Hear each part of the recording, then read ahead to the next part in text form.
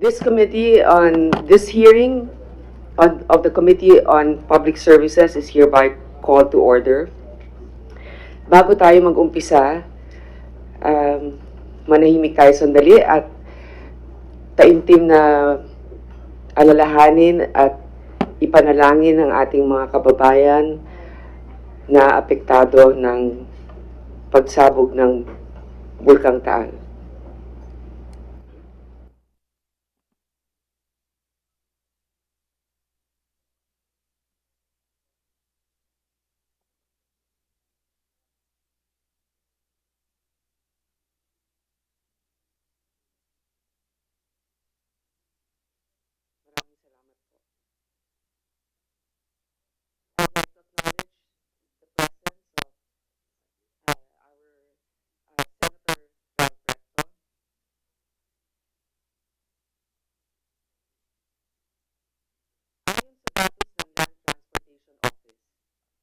Mayroong humigit kumulang 18.8 milyong motorsiklo na bumubuo sa 71% ng rehistradong sasakyan sa bansa.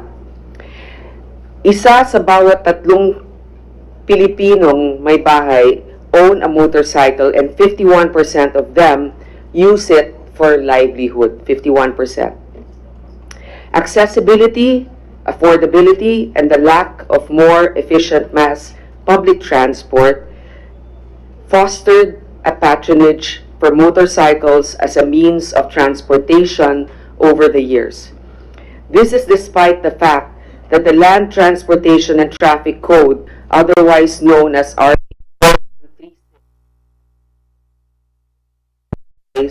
motorcycles as purely private vehicles.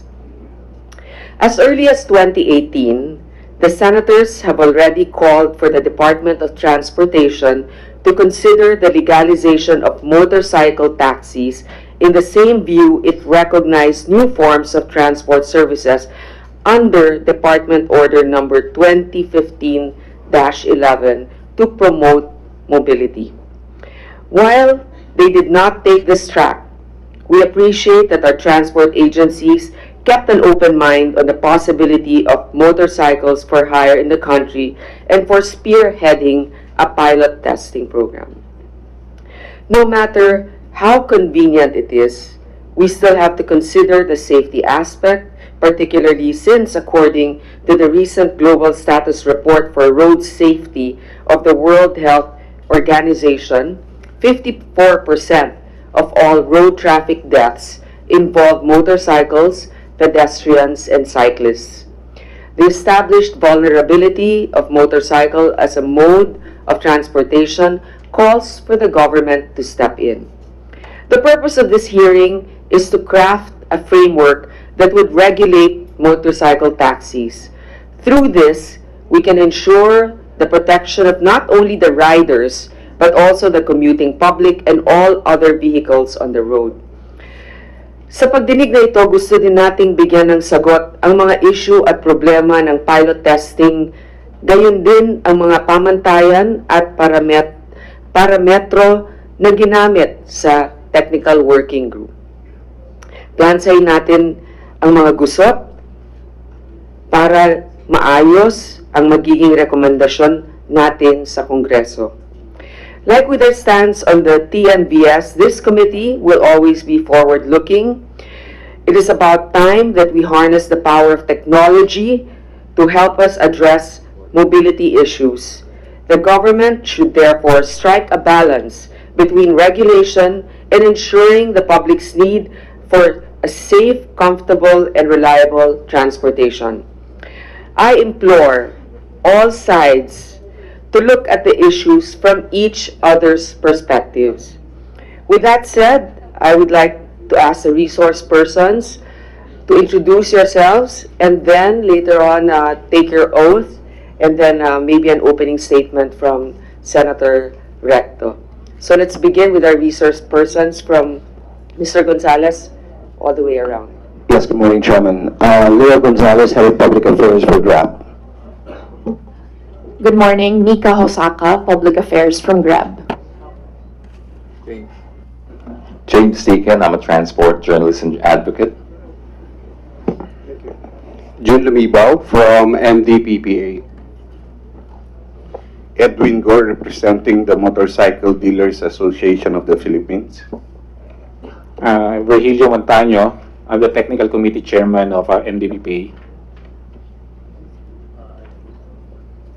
I'm Dennis Chen, co-founder of Hitch With Us, Motor Taximeter.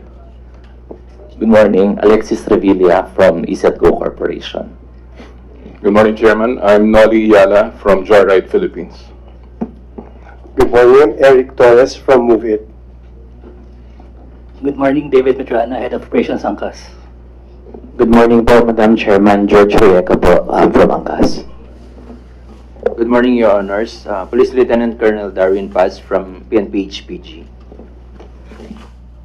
Good morning, I'm Colonel Romel Cabangot of HPG. Magandang umaga po, Alberto Suwansing, DOTR Consultant. Magandang umaga po, Madam Chairperson, Senator Recto, Mark Stephen Pastor po, Assistant Secretary for the Department of Transportation and member of the TWG. Magandang umaga po, Madam Chairman. Ako po si Board Member Antonio Garjola, ang naitalagang Chairman ng Technical Working Group.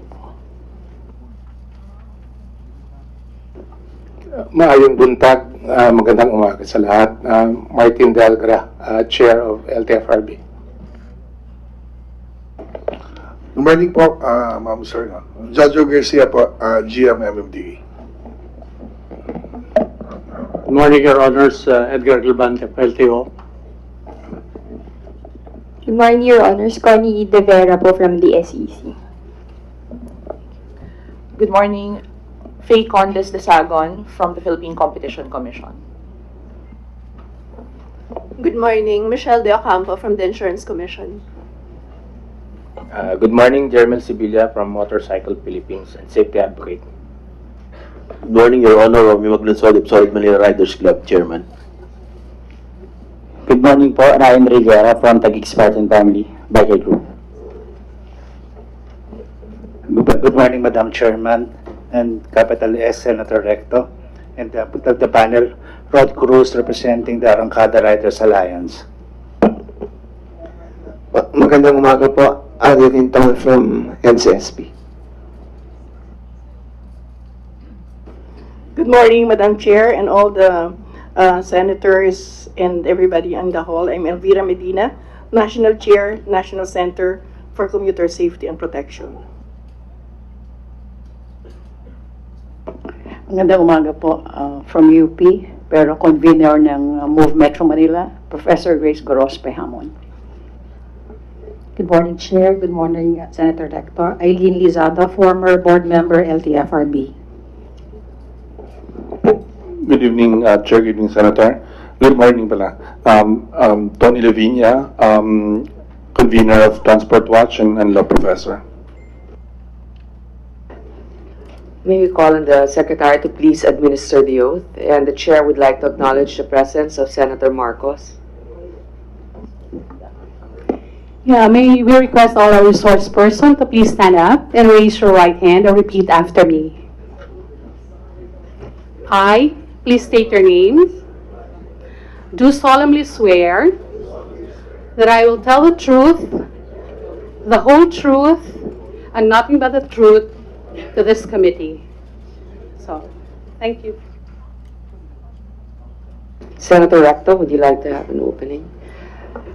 Perhaps before we begin with our line of questioning, we would like to hear from Major General Guardiola, Yusef Guardiola, to please make an explanation. If you have an opening statement, I heard you made a very controversial declaration this morning, canceling the technical working group. Kinancel na ninyo, di ba? Starting next week, huhulihin ninyo lahat ng riders. Tama ba yun? We recommended for the termination of the study, ma'am. Okay, please explain yourself. Magandang umaga po, Madam Chairman, mga kagalang-galang na senador, na membro ng komitibang ito, mga imbitadong resource persons. Kagaya po ng naihayag mo kanina, na itong pagdinig ngayong umaga ay nakapaloob sa pag-aaral kung ligtas ang motorsiklo bilang isang transportasyon para mag-akay ng mga pasahero o isang alternatibo transportasyon. Ito po ang mandato ng Technical Working Group na pag-aaralan po kung ito nga po ay ligtas o isang magandang alternatibo na mode of transportation. Sa mga ito po, Madam Chairman, ang Technical Working Group po ay nakikiusap ng mga katanungan o pag-uusapan sa umagang ito ay ipaloob sa konteksto ng pag-aaral. Hindi po sa konteksto ng komersyo. Hindi po sa konteksto ng hanap buhay. Dahil hindi po yan nakapaloob sa mandato ng Technical Working Group. Yun lang po. Maraming salamat po, Madam Chairman. Teka muna. Hindi mo inexplika yung resulta ng pag-aaral ninyo. Gusto natin marinig, ano ba naging resulta ng iyong pag-aaral na naging basihan ng inyong mga naging desisyon?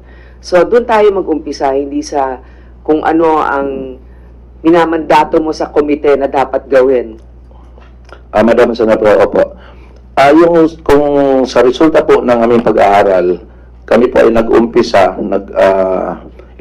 itinalaga po ako bilang chairman nitong December 19 po, kung saan pinag-umpisa namin gumawa ng mga guidelines para ipatupad po sa mga magiging partisipante sa pag-aaral na ito.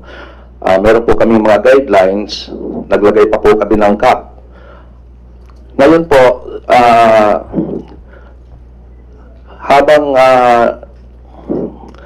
habang in progress po ang pag-aaral natin, na kung saan po ang isa po dyan ay pinarerehistro natin ang mga magpaparticipate po rito para malaman natin kung tama po talaga ang mga nagpaparticipate na mga riders dito sa pag-aaral na ito.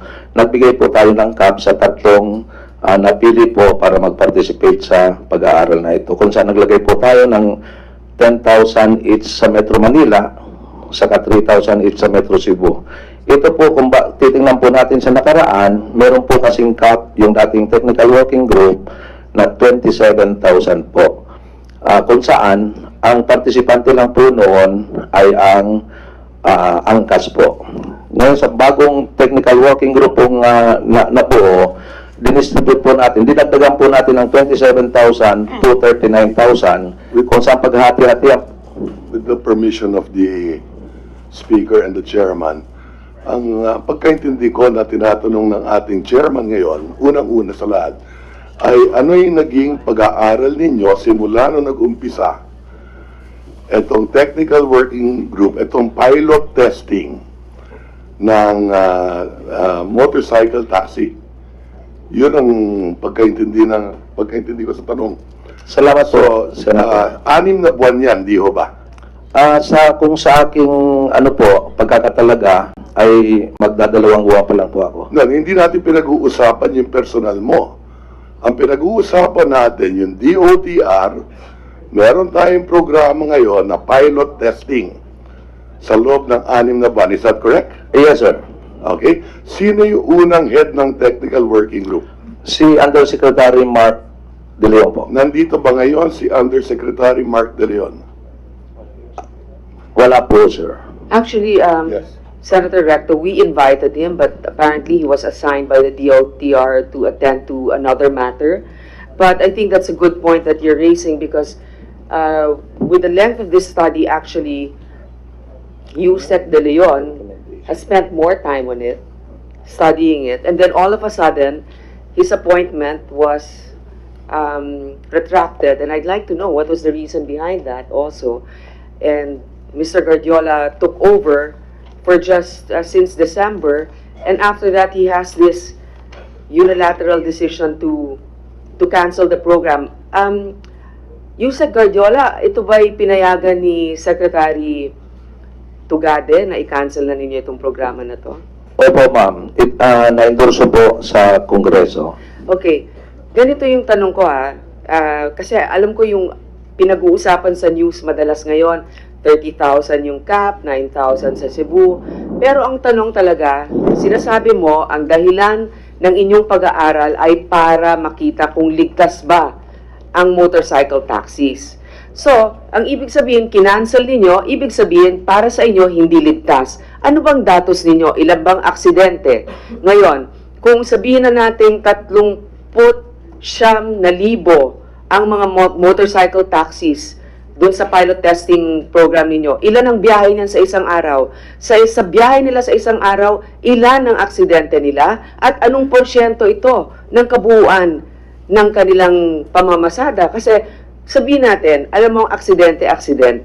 Hindi naman natin sinasabi na 100% kahit naman sasakyan nagkakaroon ng aksidente, kahit anong sasakyan. So, ano po bang datos ninyo dyan? Meron ba kayong nakalap? Sa unang report po, noong unang TWG, ang binasihan lang po nila yung report ng angkas. Kung saan nagsasabi po sila ang angkas na 99% safe sila po. So, wala pong sinabi wala pong pang-counter doon yung TWG.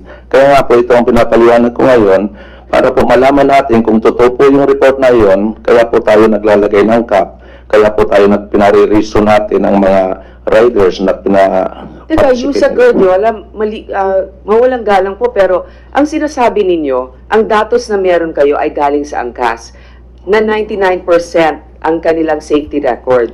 Di ba? Pero ngayon, kinakansela ninyo ang pag-aaral nito dahil sinasabi ninyo dapat ligtas ang ating mga kababayan.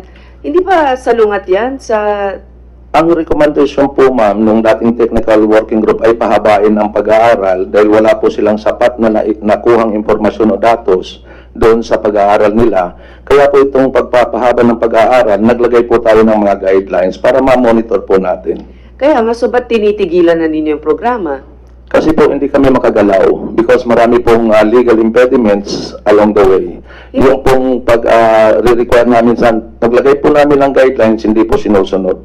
Sinong hindi sumusunod? Ang angkas po. Teka muna. Alam nyo, ang sinasabi ninyo kasi, ito'y pag-aaral ng kaligtasan. Opo. Ngayon, pag pag-aaral yan ng kaligtasan, kinakailangan kayong kumuha ng datos. Pwede naman ninyong kunin sa MMDA, pwede ninyong kunin sa mga ibang PNP or yung mga highway patrol groups. So, ba't hindi nyo nagawa yan sa loob ng 6 na buwan? At kung hindi ninyo nagawa, obligado kayong ituloy yan.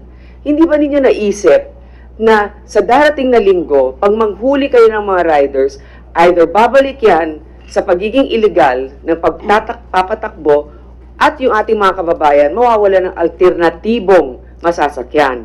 So, ano pong sagot niyo? Ano pong ginawa ninyo para makalap ang mga datos ng pagiging ligtas?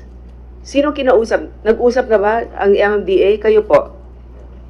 GM Garcia. Hi, good morning, ma'am. Yes, ma'am. Actually, ang MMDA po nung una is part of the TWG, no? Yung aming mga lawyers sa traffic. As resource person only, no? We're not part of the deciding group, but resource person.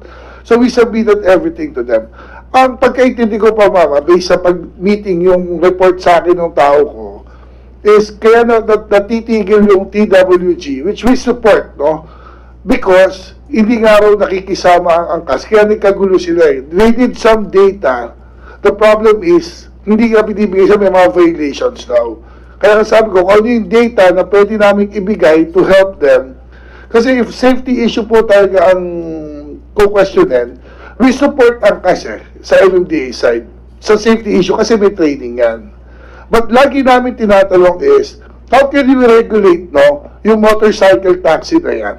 Kung yung tricycle nga, ma'am, 3 gulong, LGU nagre-regulate. And then, ito, 2 lang ang gulong eh. So, who will regulate it? The next question naman is, ang tricycle, ma'am, bawal sa national road. Dapat, kung ipapasok natin ang angkas, sa secondary road din, not sa national road. Kasi hindi talaga pwede isabay ang mga motorcycle taxi, public vehicle yan, isasabay mo sa bus eh. No? Muna, ganito GM Garcia, ang tanong ko, anong datos ang nabigay ninyo? Ilang aksidente, ilan ang tumatakbo? Yun yung kailangan. Yes. Out of ang data po namin sa MMDA, ang registered motorcycles natin sa NCR is more than 1.2 million. Okay? In 2018, ang average accident natin, nasa mga 73 per day. Pagdating ng 2019, meron na tayong nasa 27,000 accidents noong 2019. Kaya lang 7,000 for the year. Yes, these all are involving motorcycles. So 27,000 of 1.2 million, ilang percent yun? Yung mga magaling sa math dito. Pero I'd like to acknowledge first the presence of Senator Win Gatchalian, and I'd also like to acknowledge the presence of our Senator Pimentel, who is now celebrating his birthday. Happy birthday, sir. Happy birthday. Trabaho pa rin kahit may birthday. Actually, it's less than mga 2.2% lang. 2.2%. Yeah. Okay. But the problem is, we cannot identify kung alin ang angkas, ano yung private eh. Okay. Yung as a whole kasi ng accident ng motorcycle, as a whole, basta motorcycle na accident, kasama yan. Kaya nga ang problema, kaya namin sinusuporta ng TWG is, kailangan malaman nila ilan ang angkas dyan eh. Kaya pinaparegister nila. Kasi kahit kami, hirap kami kunin kung angkas ba yan o habal o iba. Kaya nga, so, GM Garcia, pag kinansel ang programa, paano, mas lalong hindi natin makikita kung paano nga yung nagiging datos ng angkas. Ngayon, huwag magagalit ang gobyerno na kumukuha tayo ng datos sa mga motorcycle taxis kasi hindi ninyo nagagawa yung trabaho nyo eh. I mean, hindi ko sinasabing kayo, no? Ang sinasabi ko, yung kabuuan. What are you gonna say? Okay. Actually, after Senator Recto, I'd like to hear from Attorney Lazada. Senator Recto. I'm sorry, Madam Chair, but the question is, today, DOTR is saying, or the technical working group headed by Major General Guardiola is saying that they will stop the pilot testing. Is that correct? Yung ba tama ba yung pagkaintindi ko? Opo, sir. And when did you decide on that? Last week, sir, we had a series of meeting, and eventually, we passed our recommendation to the Secretary of Transport. So meron kayo minutes ng meeting ninyo? Recorded ba yung meeting ninyo? We will ask for that minute, sir, Pidaset. So meron yan? Department of Transportation. Isabit naman dito sa Senado? Yeah, we will do, sir. Okay. And what is the reason for terminating the pilot testing? Sinasabi ba ninyo na hindi safe? Is that correct?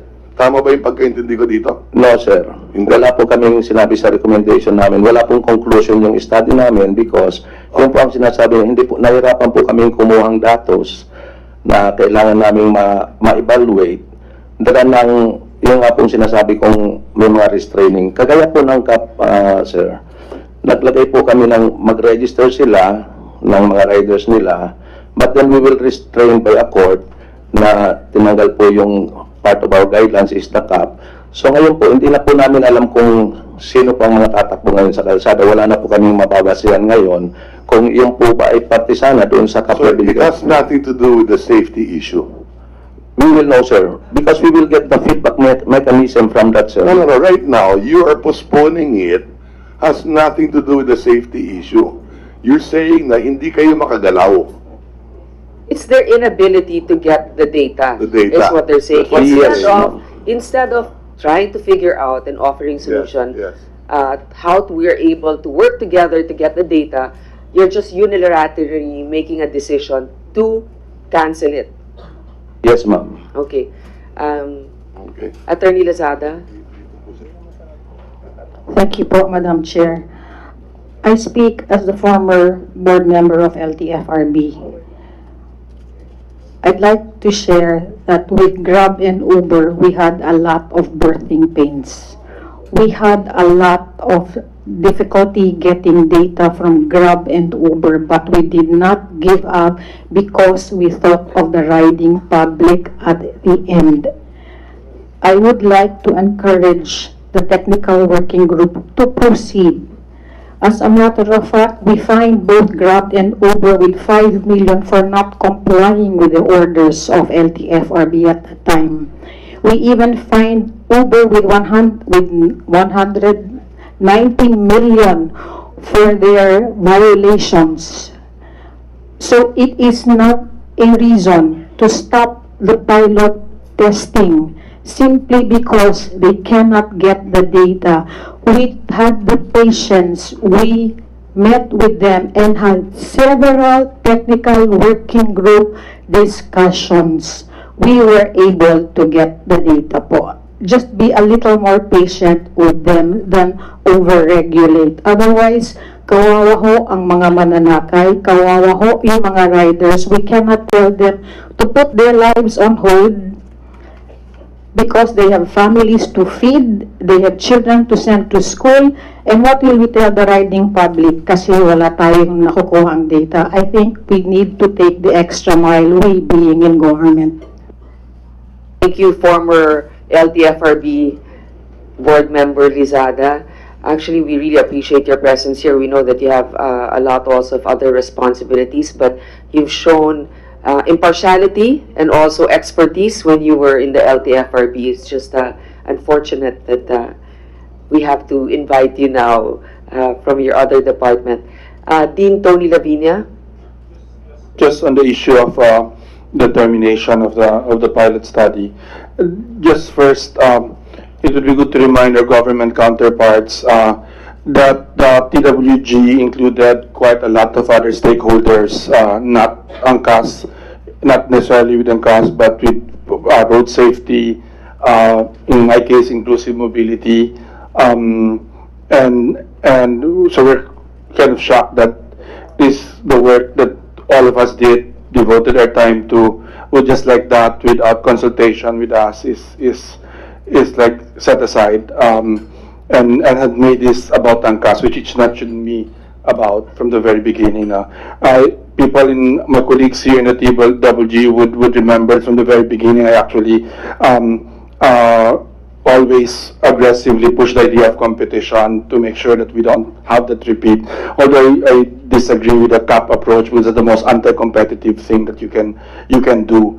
But certainly competition was from the very, very beginning. So just from a process point of view, it seems very disrespectful for our government colleagues to just first not to invite us to join the meetings anymore, and to just to stop everything without even asking us and our input, and doesn't say very well about about the future. If in the future we have to do that. May I just ask you a quick question? When was the last time you weren't invited anymore, the stakeholders, the private sector, as soon as Yusek Guardiola took over? October, I think in the Clark one was the last meeting, if I recall correctly. Well, that was October, no? October 28. There was a closed door hearing prior to their decision December 19, putting a cap on the number of motorcycle taxis, but December 19, which will be effective December 23. So this was the height of the holiday rush, and then they didn't even give enough time for the participants to comply. Diba? Yeah. So parang that alone, I'd like to acknowledge, by the way, the presence of Senator Bongo.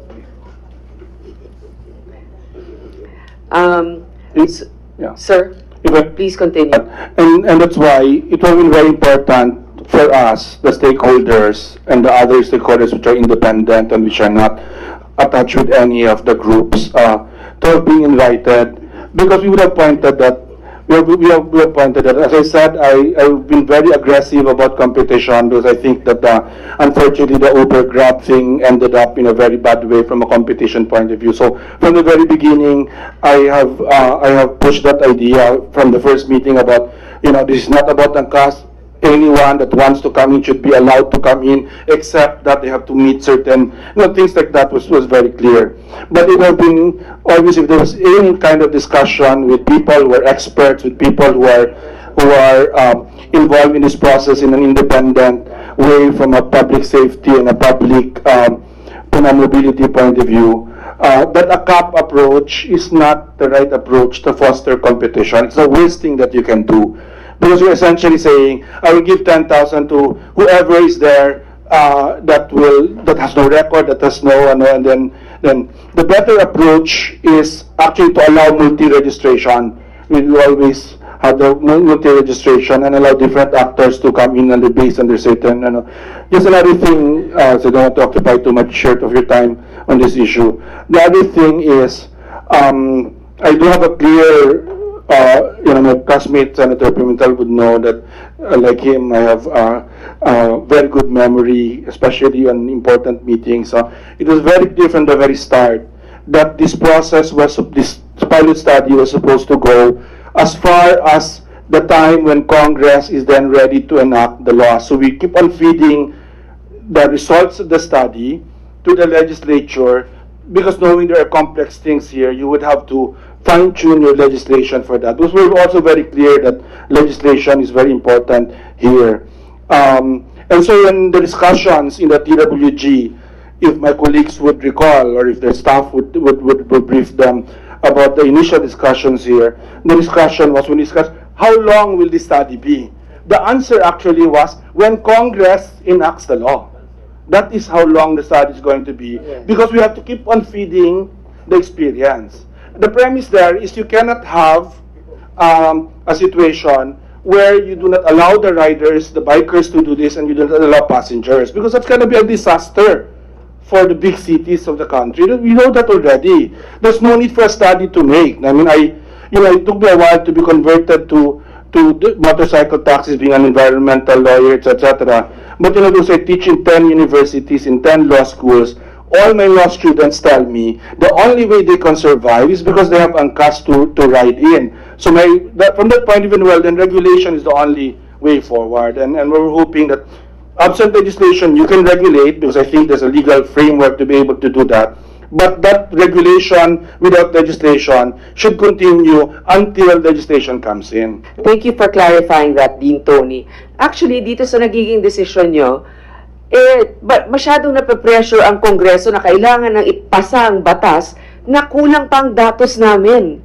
Gusto natin talagang magpasa ng batas, pero dapat base sa pag-aaral. At hindi naman kami eksperto dito, kaya kami ay umaasa sa inyo dahil kayong may mandato na gumawa ng pag-aaral na yan. So, ikakansela ninyo dahil ayaw ninyong gawin ang trabaho ninyo, ganun ba yun? Paano? Paano ngayon yan? Illegal silang lahat? Tapos pagdating ng Marso, kailangan pasahin na namin tong batas na to? Anong klaseng batas ang gagawin namin kung hindi naman kami susuportahan ng tamang pag-aaral? So, the Chair would like to acknowledge the presence of Senator General Bato de la Rosa. Thank you, sir. Siguro ngayon, magdinig pa tayo. Ano bang pananaw? Halimbawa yung ating advocate. Mr. Deacon, can you give us your opinion? Should the study be terminated? What do you think about this? Well, I agree 100%. Thank you firstly, Madam Chair, and the rest of the committee for giving us the opportunity to speak on behalf of the riding public, because up until your invitation, I agree with Dean Tony Labina that we have not been consulted despite being the largest stakeholders in this. And I find it quite ironic that we are the very center of this discussion. It's our welfare, it's our safety, it's our convenience and comfort that's at stake here, yet we're not asked about that. And yet when we are asked, in this very familiar room, I was sitting in this very chair, I think 2.5 years ago, when we brought up the same thing. We're talking about the same thing, I think now hoping for a different result. I think there's an explanation for that.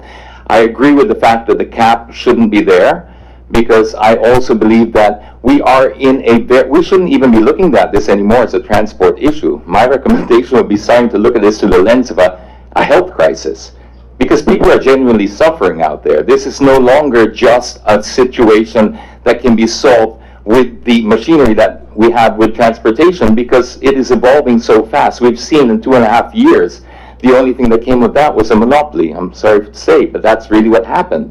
And that's not good for the consumer. And now we find ourselves in the exact same situation. The only difference is 2 wheels versus 4. And we're trying to implement the same ideas and expect a different result. That doesn't work. It really, if we've learned anything from that, is that we should evolve. Times are changing, peoples are changing. The law should change too. It's there to serve the people, not the other way around.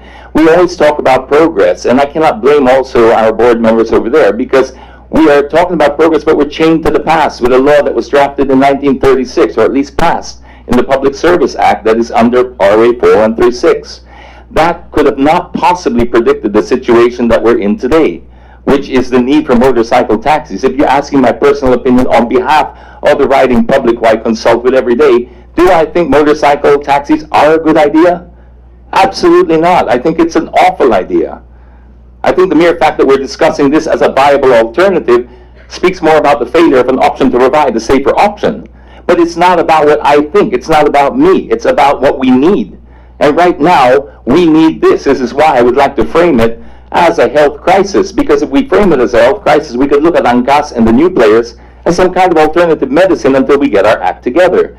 Because right now it is filling a need, and it is actually alleviating suffering. That is why we really need to look at it with the urgency of a health crisis, because people are genuinely suffering out there. And when you talk to us about safety, we understand there is an issue of safety. But when somebody rides an ANCAS, I don't think that's absolutely their first choice. No offense, George. It's just because if given a choice, we would all probably rather be in the back of a four-wheeled air-conditioned vehicle.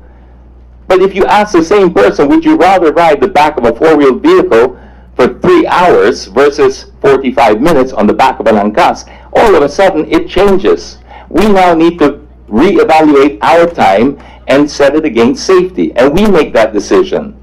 We want to know who misses our family more. We're going to make that decision based on the time, where we need to be, how much we miss our family. This is why we cannot have other people decide that for us, because we're in a crisis. If you say it's not safe, well, you could also make the same argument about 2-minute noodles and sardines. Is that a great diet to have? No. But if we're in a state of calamity and we just fleed an evacuation center, I'll take that, thank you very much. Please don't tell me what I can and cannot put in my body, because I'm trying to survive. And that is what people out there are feeling. I'm sorry to have to be so blunt, but if we want to change, it starts here today. We need to start the change with the new bill that I believe that your office is trying to pass, which is trying to turn the Public Service Act around, because it needs to be dynamic. It needs to change. We don't need to be here pointing fingers left and right. We should be pointing forward, because that's where we all win. Pointing forward by having a law that keeps up with the times and understands that there is this need. Hopefully in 5-10 years' time, when there's a subway, we won't need this anymore. That's my dream, is that we don't have to ride motorcycles as taxis, but right now we're kidding ourselves if we think that we could regulate our way out of this mess. We cannot regulate our way out of traffic in the same way we cannot regulate people's suffering. The people are hurting out there and they have nothing left to lose, and this is why they're desperate. And this is why I'm taking this tone. I'm sorry if it offends anybody, but I'm taking this tone because we are desperate, we're hurting, and we're looking to our legislators now to ease that suffering for us, ease that pain. Please, it all starts with change. We need to do this now, and it starts by listening to us for a change, because change is the only way out of this mess. Change is going to open a brand new door, and the only question left is, do you believe that the Filipinos were changing for? Thank you, Mr. Deacon. You have some very correct points. It's not necessarily the safest, but it is something that we need at this time, because we don't have, precisely in my opening, we need alternative modes at this juncture when even our MRTs are not fully operational at 100%. Our LRTs not also 100%, and we're still in the face of groundbreaking for our subways. So, Madam Chair, may I just add one last thing? If we think that we can, this is not happening already, the unregulated community, the habal-habal community, is growing at an exorbitant rate. This is happening. It's happening right now. And if you go to a habal-habal stand right now, or a depot, you'll find that they're more organized than the people who are trying to actually organize them. Go over there and you'll see some ANCAS riders in uniform taking rides. And that speaks volumes about the state of the industry, that they would rather go there because there's obviously more demand being fulfilled there and more money. Again, they're more organized. Well, the people, yes, the illegal sector are more organized than the people trying to legalize them. I'm sorry. Quote of the day. All right. I'd like to acknowledge the presence of Senator Joel Villanueva. Are there any questions from the panel, from my fellow senators here? Not yet? Okay. Maybe Ms. Hamon, and then just a short analysis. Yeah. Magandang umaga po for this opportunity to speak. I'm the convener of Move Metro Manila, and as you know, we are a CSO organization, no, that really champions the welfare of commuters. And I agree with you 100%, James, that it's an emergency situation, and therefore, whatever we were able to already accomplish, we move on. We did a pilot of 6 months for Angkas. We were a member of the TWG. I think we attended 3 meetings until we made a decision to allow Angkas, because of the lack of players that were very well established at that time, to do a pilot of 6 months. We were expecting the TWG to come up with reports, but we were not convened, no, for reports to be studied, and therefore recommendations to be made. So I suggest that if there are that data, no, because I think we have, even if so disaggregated, I think we may have other sources of data. Let's study it, and then I think the clamor of the moment is really already to begin crafting changes in the law. Because as you are saying, they are more organized than us, and they are able to do their act together faster than us. So in Move Metro Manila, we are for competition. Alam naman natin, kapag walang kompetisyon, namamahal lahat. And I don't like taking Grab, because I think it was better when Uber was there and there was competition. But nonetheless, having said that, I think we should already start crafting the legal framework for regulating taxis. May we recommend, therefore, that Angkas and the TWG that was organized, bago po kayo umupo, General Guardiola, sana naman hindi mabaliwala. Tama po si Tony. Hindi naman po ganun kasimpleng nagdesisyon yung grupo doon. Meron, lahat ho ng stakeholders, nandun ho kami. Kaya pag ho bigla kayo nagsalita na eto ang CAP, eto baliwalain natin, nawawalan naman ho yata ng silbi, ang mga integridad ng mga taong ang political capital hanggang ngayong matatanda kami nandito tupat at ibinibigay namin ang aming. Kaya po hindi po yata maganda yung proseso na yon. Kaya po ang suggestion namin ganito. There should be an operations report of Angkas from June 2019 to December 2019 to include number of reported incidents, no? Accidents, nature, company response protocol, insurance packages, relevant transport data, marami po ito. Total number of operators, applicants, documents, lahat po ng kailangang malaman ng ating Senado at ng buong Kongreso so that we can move on. And then make that as a basis, George, no? Sinuportahan ka namin nun kasi sabi mo 99%. Totoo po yan. That was a decision made by the credibility that we have given Angkas. Sabi niyo 99%. Ms. Hamon, please address the chair. So, ma'am, sorry po. What I'm simply saying is that let's move on and make use of whatever data we have, asked them to submit and corroborate the data. We can help sa Senate to gather that and present a study to you as technical help. Thank you, ma'am. Okay. Attorney Lazada. I'd just like to read a portion of the 19 December 2019 revised guidelines for the pilot implementation of motorcycle taxis, Section 2, Pilot Implementation. The pilot implementation will be considered as part of the TWG activities and will be placed under the strict supervision of the DOTR. The final report of the TWG and the result of the public consultation will be submitted to DOTR for approval before submission to the House of Representatives and Senate, which shall serve as valuable inputs for legislative action. If they will terminate now, ano hong isasubmit sa inyo? Yun lang po. Clarifies it. Thank you, Attorney Lazada. Yusek Guardiola, narinig po ba ninyo yan? Kasi baka wala pa po kayo nung ito'y napagkasunduan. Siguro kailangan balikan ninyo yung mga bagay na yan para baka magpalit pa yung isip ninyo. Miss LV. Regarding po dun sa ating baseline, ang pinag-uusapan po natin is lack of data. Yun po yung pinag-uusapan ngayon. Wala tayong makuhang data. So, I would like to request that if the TWG is reconvened, number one, they should have to reclassify the data submitted by the PNP. Because sa PNP po, ang data ng motorcycle crashes, hindi nagka-classify whether it is being used as private or as a public utility. There should be a classification. Reclassify the reports of the PNP, the MMDA, and all other data gathering agencies, just like also the DOH. Kasi mayroon pong pumapasok din sa DOH when they are brought to the hospitals. So all data gathering agencies of government should reclassify the data on motorcycle riding. Then also, we would like to request that there should be a continuing operational research. That there should be reports on how these particular types of vehicles are being run.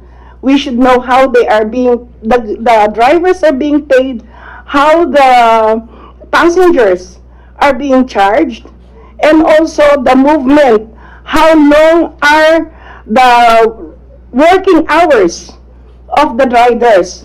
Because I know for a fact there are riders who just sleep under the MRT lines. They just park there and they do doze off in those places. So we should know the number of working hours of the drivers. We should also know, just like the four-wheel vehicles, the conditions. For example, I see some of the motorcycles that are 120cc being used as public utility. Does that go? Is it, you know, if we have to classify, I know for a fact that that ANCAS is already classifying their motorcycles based on the weight of the passengers, which some of the passengers did not agree because they said that was somehow discriminatory. However, it is for the safety, of course, we believe that. But there should be a definition, a standardization of the vehicles that will be allowed to run during this experimental period. By the way, Madam Chair, I'd like to inform you that our organization has never been asked to participate. Considering we are the pioneer in commuter safety and protection, we were never invited to any of their... Which is surprising. Weren't you a consultant for the DOTR for a time? Yes, I was Assistant Secretary for the OTR for a time, but I had left the OTR before the TWG started, but since then I was never invited. I suppose you should give them your number again so that they can get in touch with you. Yes, General Radiola has my number actually. For the chair of the TWG. So, you're announcing the termination of the pilot program.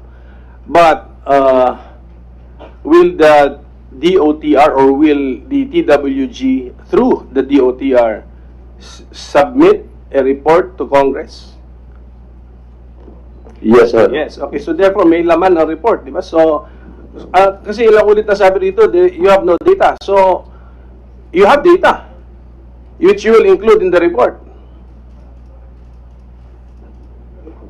Yung data set ng present data we have in hand was the report submitted by the previous TWG, which is very much lacking of datos. So, based on the initial 6-month pilot implementation, yun ba yan? Okay, Yes, so then the new TWG extended it for additional 3 months, and then it's only 1 month old, and yet you're saying na nahirapan kayo to get data. Bakit ba? Hindi ba nagko-cooperate ang participants sa pilot program? I would say so, sir. We were also restrained from doing some of the guidelines that we outlined in our restrained by... Can I have Restrained by- member of... Hindi, kasi ganito yun eh. Kung restrained by the court, hindi kasalanan ng participants. But if participants are not cooperating, ibang usapan yun. Di ba? Sige, please clarify. Sir, can I... Good morning, Madam Chair, Honorable Senators. Yung sa konteksto po ng additional, extended implementation po ng pilot run is to gather information from other sources po, other than ang CAS. So that was the objective po. Kung kaya't namili po tayo ng dalawang additional players, proponents, para po makakuha tayo ng sapat na datos upang magkaroon po ng magandang... Teka muna. So, kumuha kayo ng dalawang participants para magkaroon kayo ng tamang datos. Ganun ba? Pero again, you're relying on the private sector to give you the data. Paano sila magiging... If you accuse ang case of being uncooperative or maybe biased, why are you going to rely again on the new players? Shouldn't you get that data from government itself? From the reports of the accident? Madam Chair, maraming salamat po. Yung mga datos po kasi sa ating mga ibang ahensya ng gobyerno, wala po kasing particular distinction kung ito po ay motorcycle taxis. These are yung data po nila is motorcycles in general. You know what you could have done?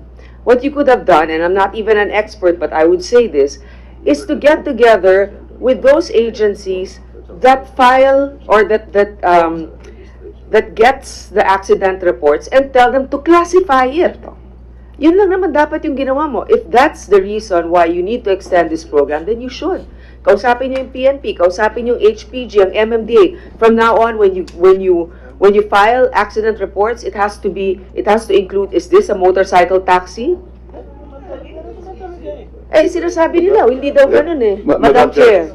In the first place, dapat miyembro sila ng technical working group siguro, di ba? Is the PNP a member of the technical working group? Dapat yung highway patrol kasangganin yun. Ang PNP ba member ng technical working group? Resource person po. Resource person? Yes, sir. So nagpapatawag ba kayo ng mga meeting at hearing kasama sila? Sir, nung panahon po ni BM Guardiola, sir, ang una po namin ginawa... Prior to that, remember, nag-umpisa tayo 6 months ago. 6 months tayo nag-umpisa. May programa, pilot project, ang DOTR. Tungkol sa motorcycle taxi. Na dapat sa panahon ngayon, sasabihin na ninyo sa amin yung inyong findings.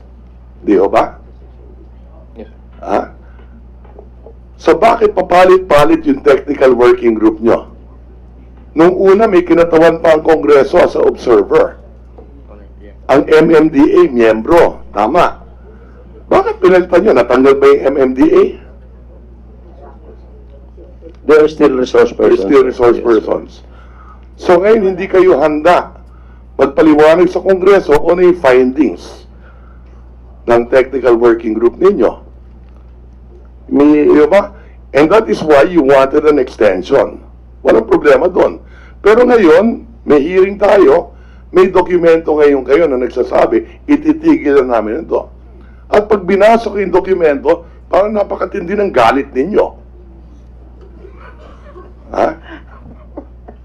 At kung pakikinggan nyo yung mga resource persons dito, halos lahat, kanina pa nagsasabi, dapat ituloy ito. For the commuting public. Wala kami problema sa kompetisyon. Teka, pinayagan ito ni Secretary Tugade? Yeah, Mr. Chair, terminate nyo? It was favorably submitted to Congress, sir. Madam Chair, mag-interject lang ako, papayagan ninyo ako dahil medyo nalilito ako sa proseso. Unang-una, yung first set of guidelines na lumabas nung June, ang pumirma si Secretary Tugade, ang letterhead DOTR. Pagkatapos noon, puro LTFRB na ang nagsasabi. At yung letterhead po ninyo sa second guidelines, sa inyo na lamang, wala ng Tugade. Tapos, Itong latest ng 17th, iba-iba na naman to. Meron DOTR, may LTFRB, merong LTO, may IAC. Para nakakalito, sino ba talaga ang nag-i-issue nitong mga report na to at bakit paiba-iba? Correct. DOTR dapat lang. Isa lang. Secretary Tugade hindi na pumirma nung second at nung third. Bakit po?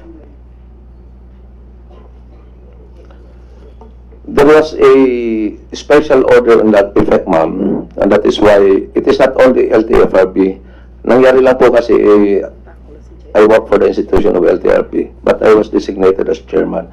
But its members are members of the DOTR family, ma'am. Naintindihan ko pero matagal na namin hinihingi yung special order na yon.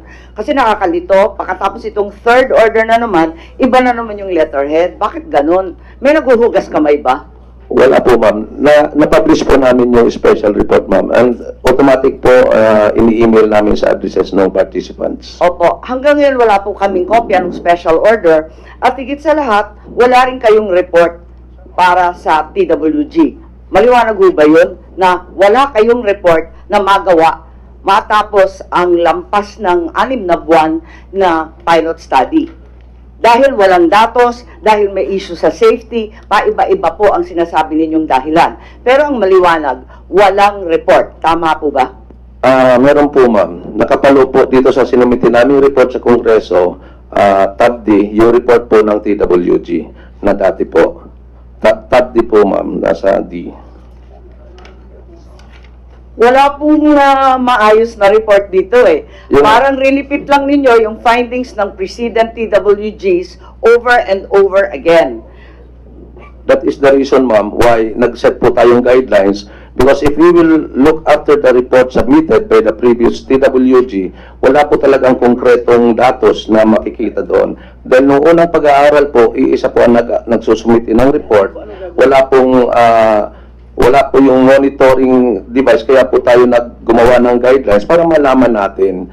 So sa madaling sabi po, general po kayo, sumuko na po kayo. Hindi na natin kaya mag-produce ng datos, ng analysis, ng evaluation. Surrender na po. Hindi naman po ito usapan na, hindi naman po kami sumusuko, madam. Kami po, ang ibig Kasi sabi dito sulat nito ito this study will not be able to produce any comprehensive data for analysis and evaluation. Hindi po ba surrender to? Hindi po kaya? Dapat iba na ang pumasok na mag-aral nito sapagkat hindi na kaya ng TWG at ng LTFRB.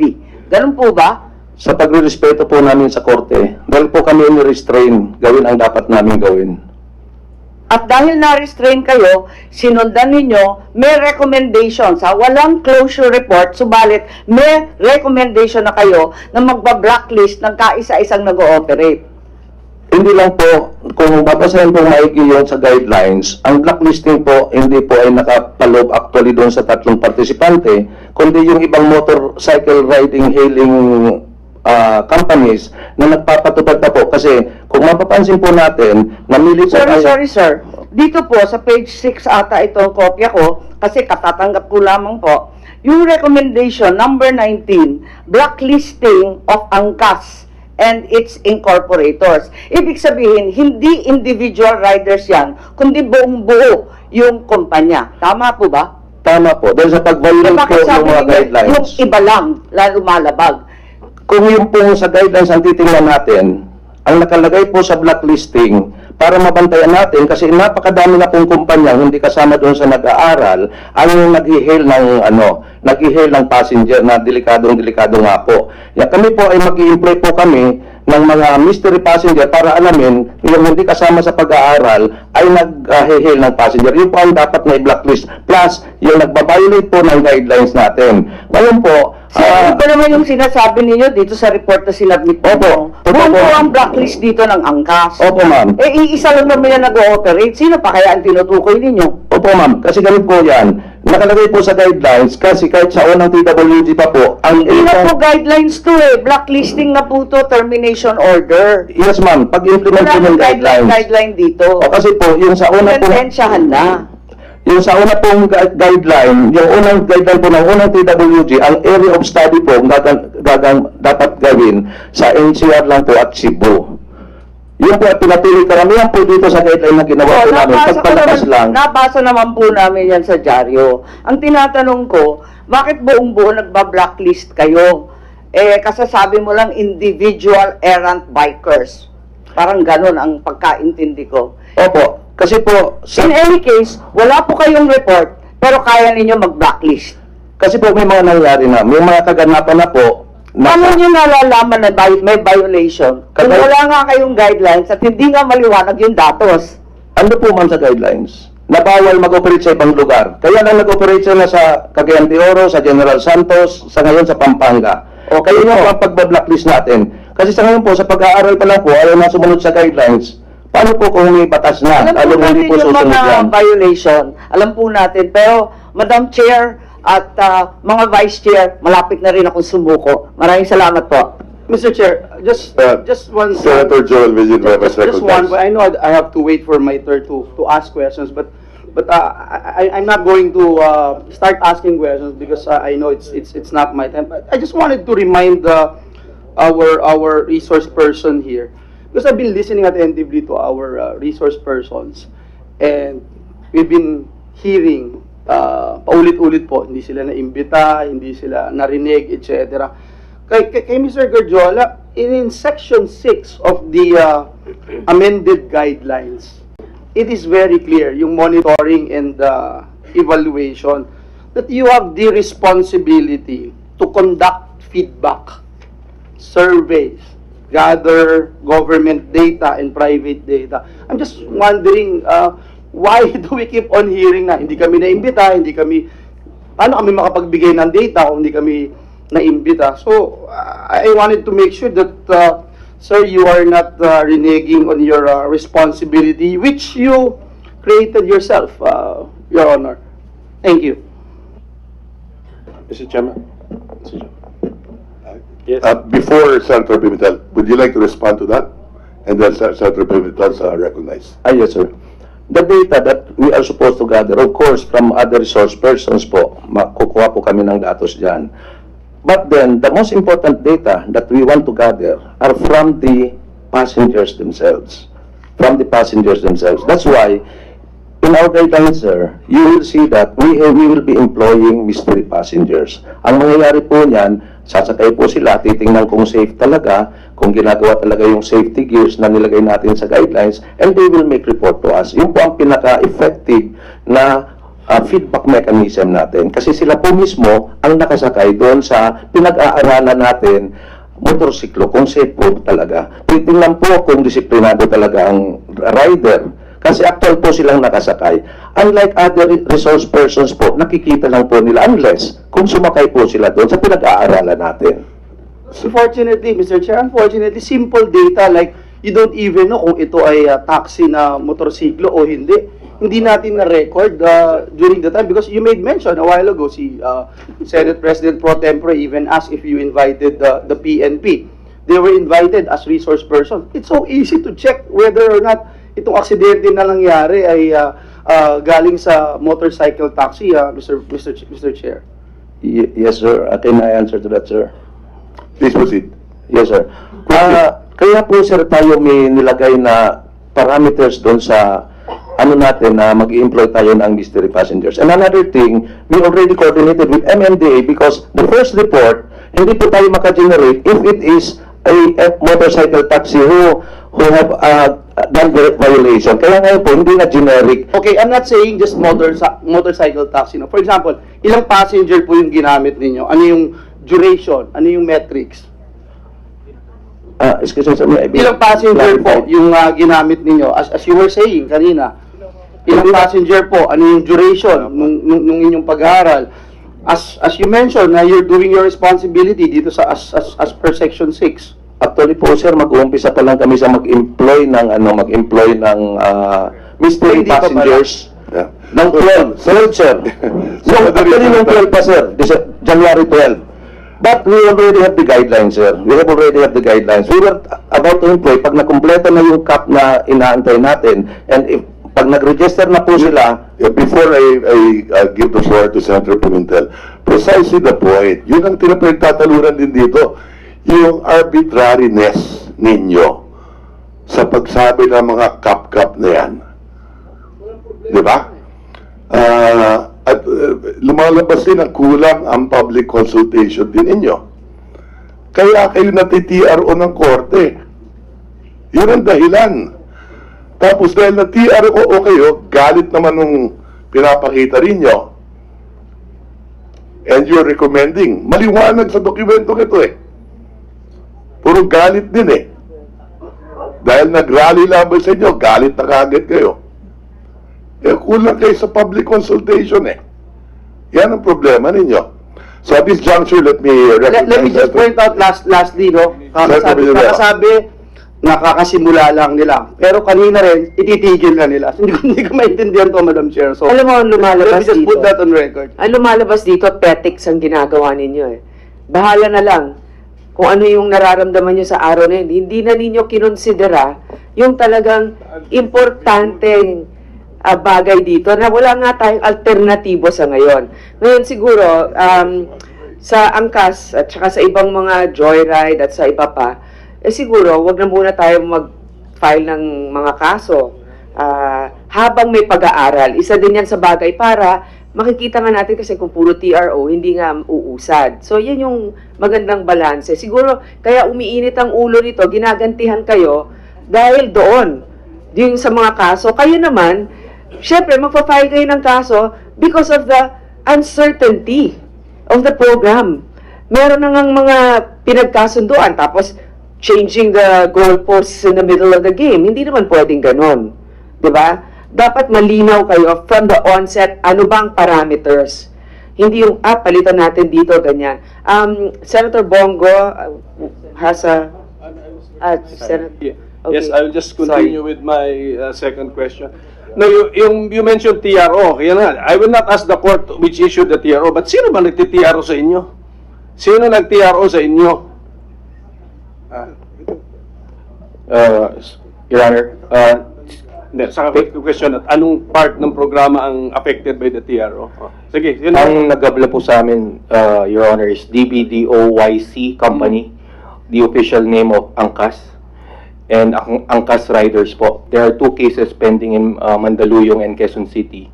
Which parts of the program ang subject of the TRO? Section 10 po, Your Honor, which refers to the setting of cap and the additional proponents to join the pilot program. So yun. So it affects the essence of the extended pilot program kung ganun. Kasi question na yung, lalo na yung pangalawa.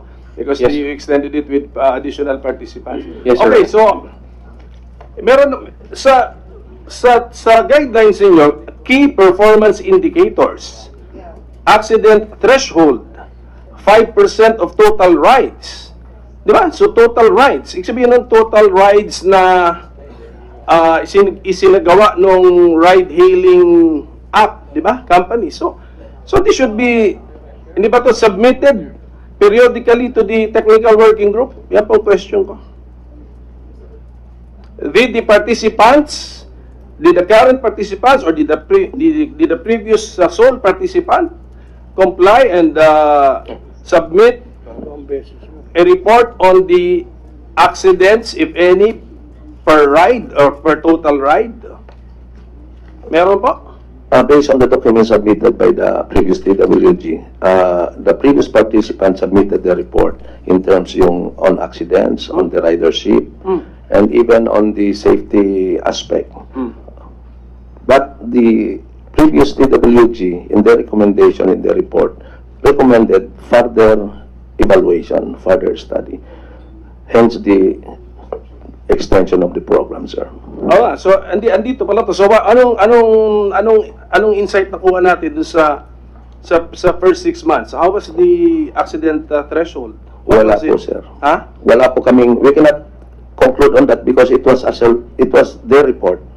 There was no data from the technical working group. To double check the data Yes, sir. submitted by them. Opo. Pero inyo yun di ba? It's basta ganito para klaro did the participant comply by submitting reports? Yes or no? They submitted reports. So it's your obligation now to see kung to validate, sir. Kung dinoktor ba yon or manufactured ba yon or accurate yun. So dapat i-double check ninyo. Yes, sir. But per submitted reports, on the basis of the submitted reports, kumusta ang accident threshold? Based on the report, they reported a 99% safety. So 99. So 1% According lang to yun. them. Sabi rito po, both major and minor incidents ang kailangan ni-report. So, Yes, sir. so Yes, sir. 99% no need to report. Ganun ba yung lumalabas? So 1% lang yung... Yes, sir. O di, what is the meaning of safety? No accident, di ba? Yes, sir. Yun ang meaning of no accident. Yeah, 99% no road. So 99%, so in effect, the submitted report to you is that 99% of total rides walang insidente. Yes, sir. Tama, yun. Based on the report. Yes. Na sana dinoble We should have check. to validate the report, sir. Yes, sir. Okay, so so thank you, Madam Chair. Thank you. Parang alam mo, kung doon lang sa datos na binigay ng MMDA, parang tama rin naman kasi out of 1.2 million motorcycle riders, parang 73 a day, tapos 20 plus thousand a year is really 2.2%. So, it's within the margin of error, if you call it. At pwedeng gawin, kunyari tinatamad kayo na kunin yung datos, pwede naman kayo pumunta sa ibang PNP stations or HPG or a sector within the MMDA and then get the accident reports there. And from there, parang survey sample size na yan eh. Di ba, Chair Garjola, dating highway patrol naman kayo eh. Pwede naman i-access lahat ng data na yan. Hindi naman ganun kakomplikado. At kung ina-allege na nagmamayabang yung angkas dun sa 99% na safe, sa palagay ko hindi nga nagkakalayo sa binigay ni Jojo mula sa Metro Manila, sapagkat yung sa angkas naman, trained naman talaga sila.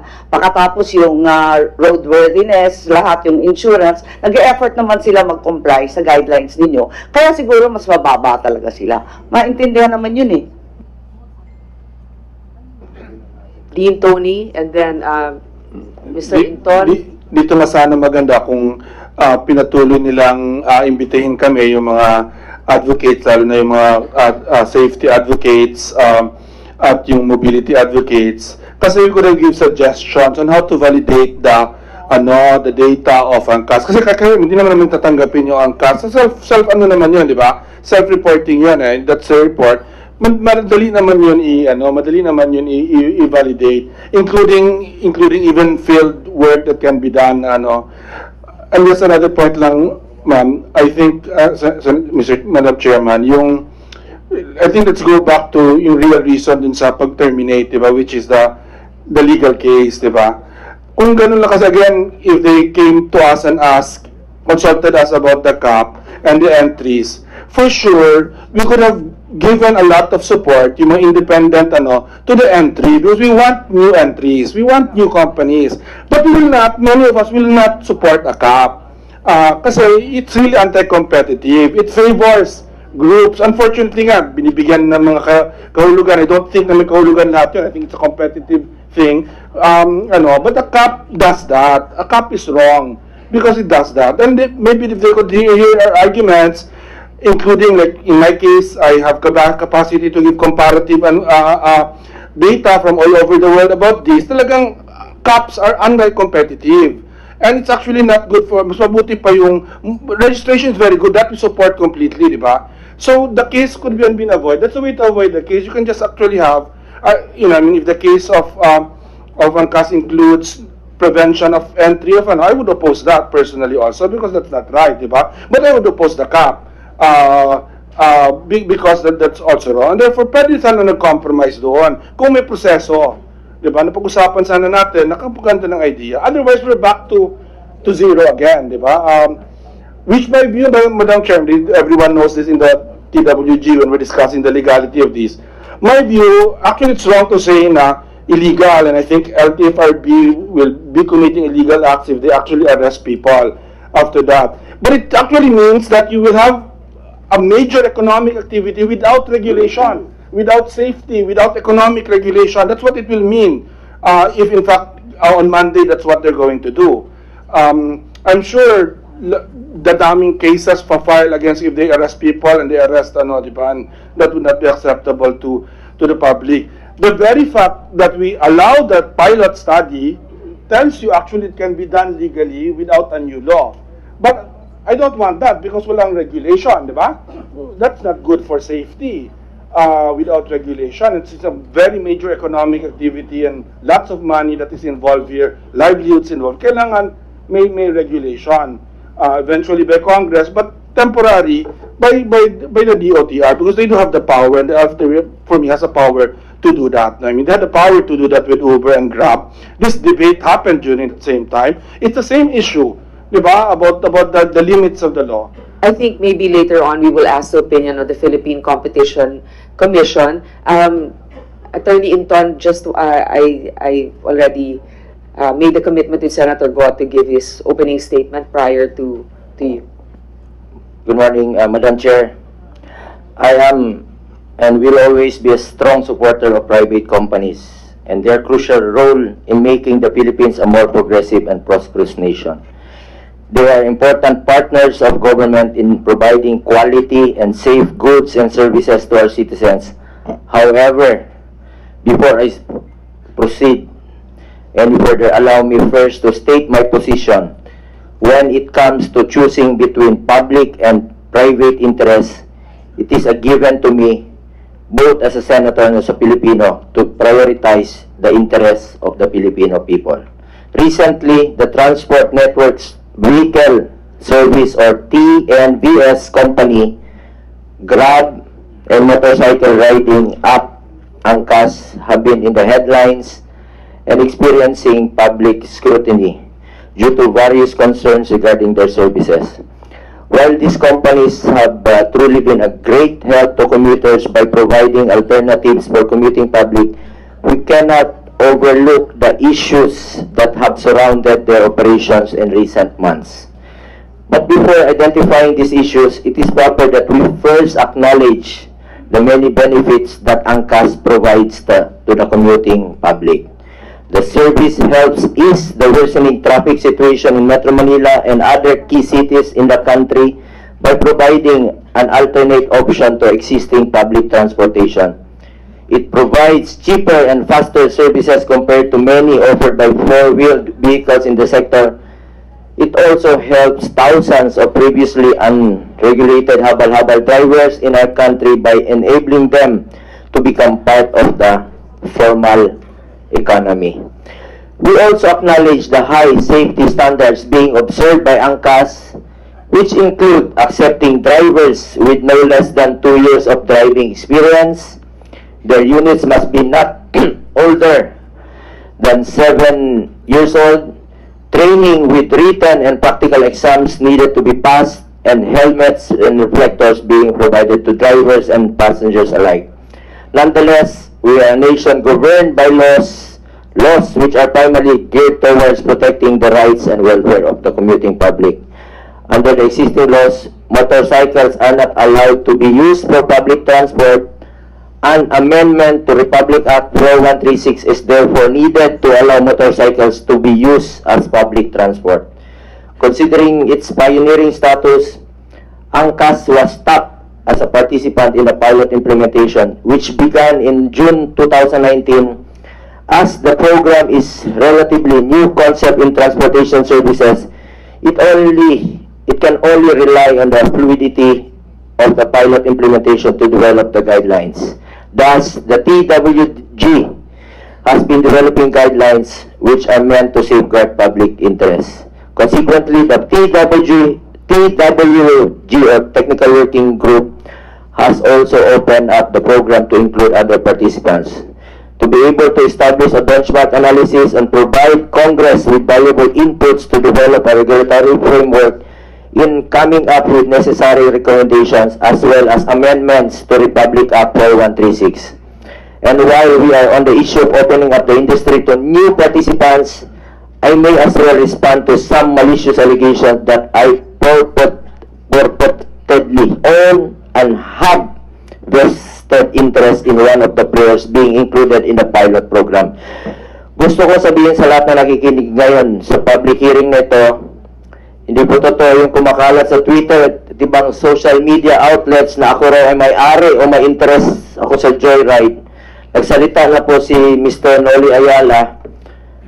Isang malaking kasinungalingan po ito. Fake news po ito.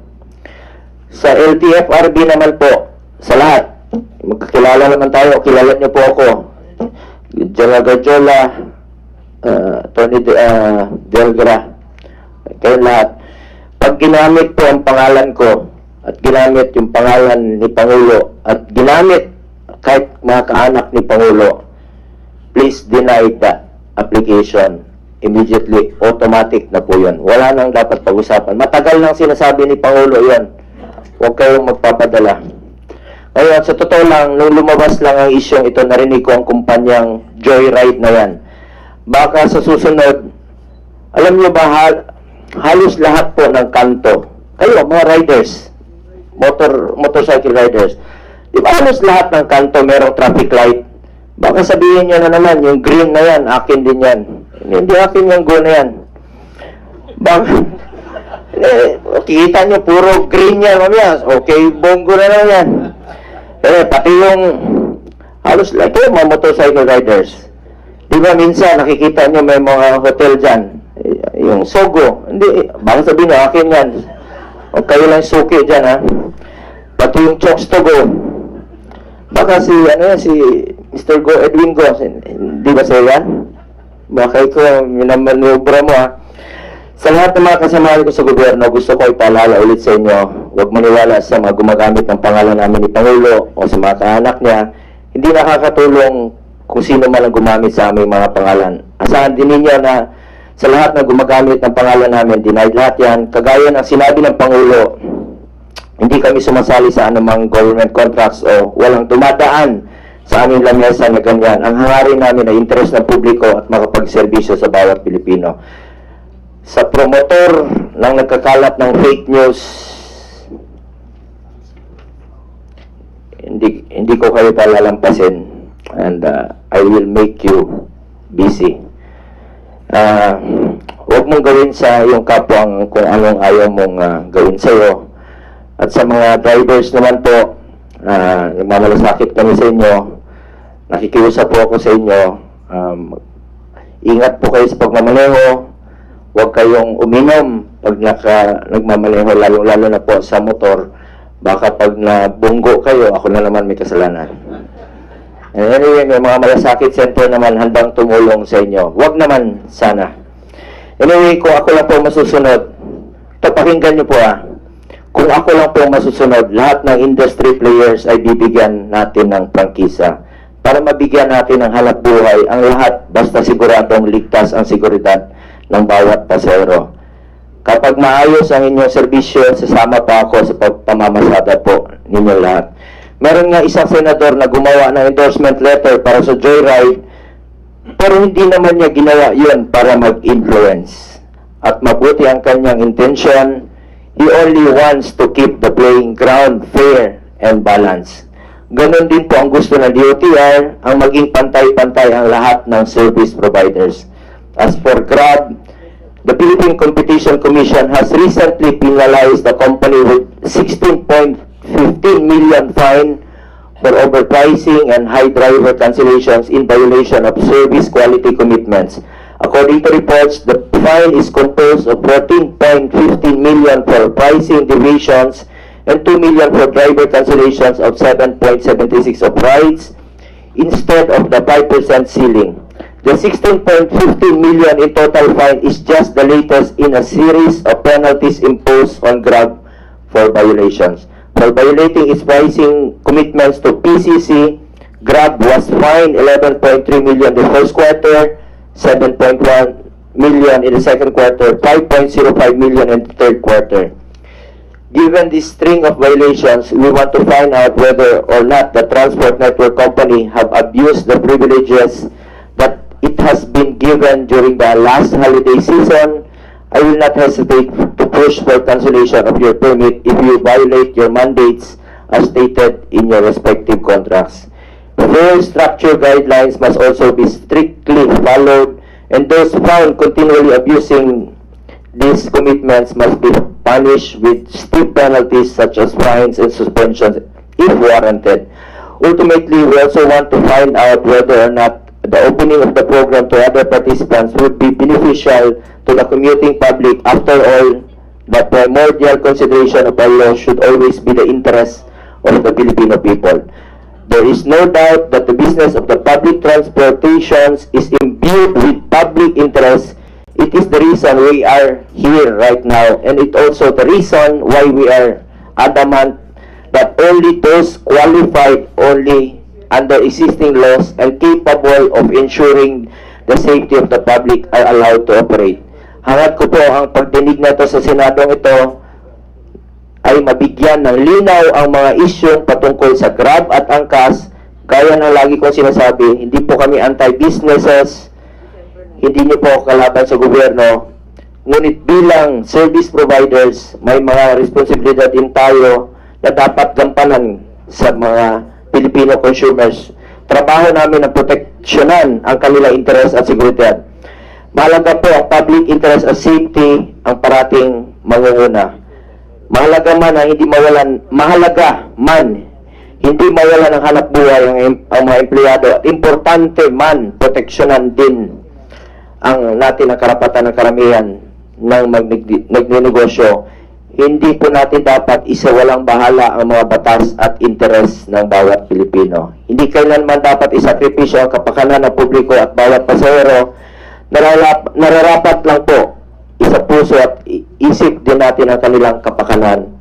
Hindi lamang po kung magkano ang kikitain natin sa kanila. Ika nga, mas masarap sa pakiramdam ang magnegosyo at kumita kung alam mo malinis ang iyong konsensya at wala kang sinasaktan at nagarabyado. Huwag na natin hintayin na meron pang di ka nais-nais na mangyari sa mga driver at pasahero. Bago tayo mag-imbestiga sa Senado, pag-usapan na natin ngayon ang safety ng mga pasahero. Yun lang ay importante sa akin at kay Pangulong Duterte. Ngayong umaga po ay nabalitaan ko na may rekomendasyon ang Technical Working Group na itigil ang pilot program ng motorcycle taxis.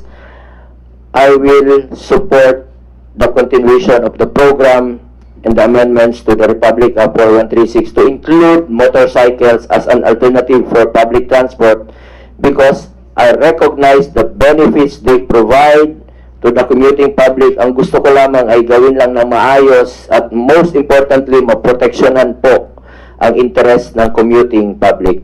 Madam Chair, I will recommend to the President and to Secretary Artugade the extension of the pilot program for the motorcycle taxis provided that they will abide and care for the safety of the passengers. Thank you, Madam Chair.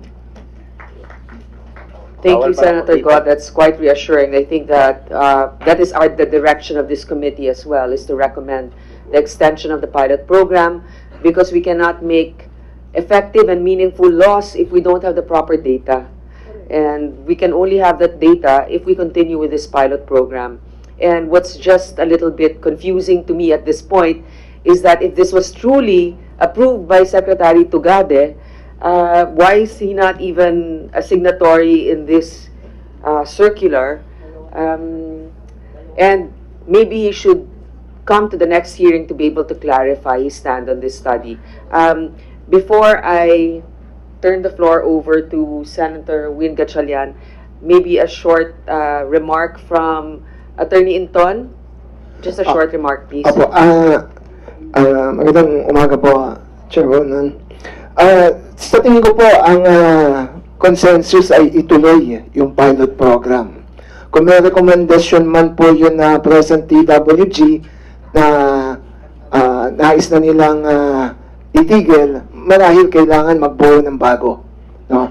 Para sa ngayon, yung kapakanan po ng mga pasahero ay maalagaan. One point po dun sa why is it that the cap is so controversial? Yung pong cap kasi po, siguro, isa pong magandang halimbawa yung sa TNVS, TNC. Before, there was Grab and Uber. There was no cap. There was no industry cap. But, during our time, when I was still with RTFRB, malaya po pumili yung provider, whether you go with Grab or Uber or even both. Pwede ka rin sumama sa pareho. Ngayon, when Uber, nawala po yung Uber, at nagkaroon po ng issue ng monopoly ang Grab, nagpasok po ng mga bagong player. And yet, yung nagkaroon po ng cap, hindi ginawa ng LTFRB na i-divide yung cap among Grab and the other new players. It never happened that way. Ganun pa rin, may kalalaan pa rin pumili yung provider kung saan kasasali, anong app. Yun po ang aming rekomendasyon dito sa motorcycle taxi. Kapag ka nagkaroon po ng extension, hayaan pumili yung provider. No?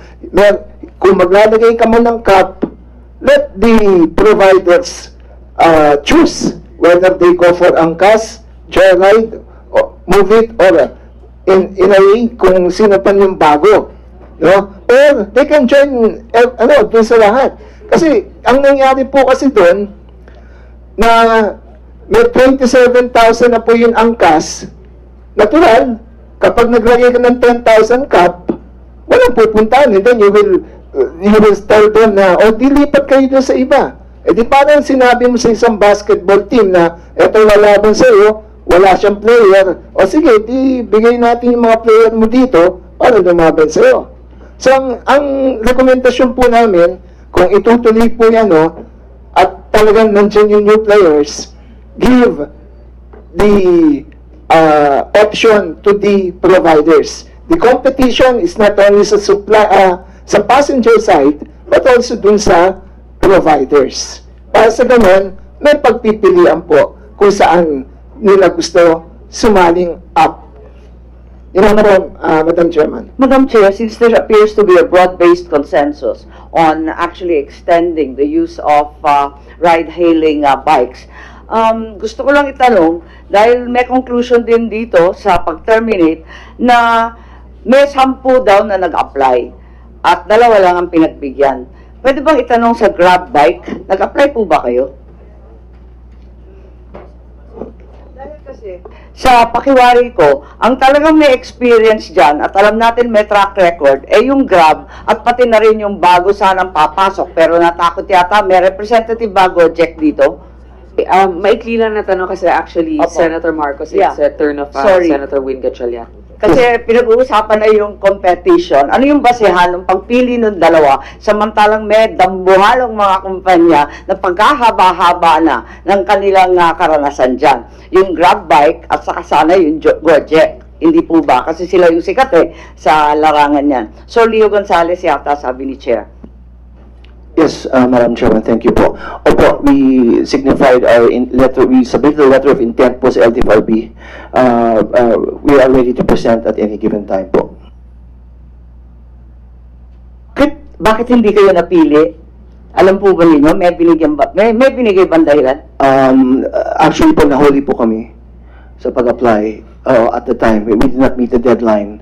But shortly thereafter, nag-submit po kami ng intention. So, whatever happens po dito sa decision po dito, if the pilot continues or is reset, we will comply.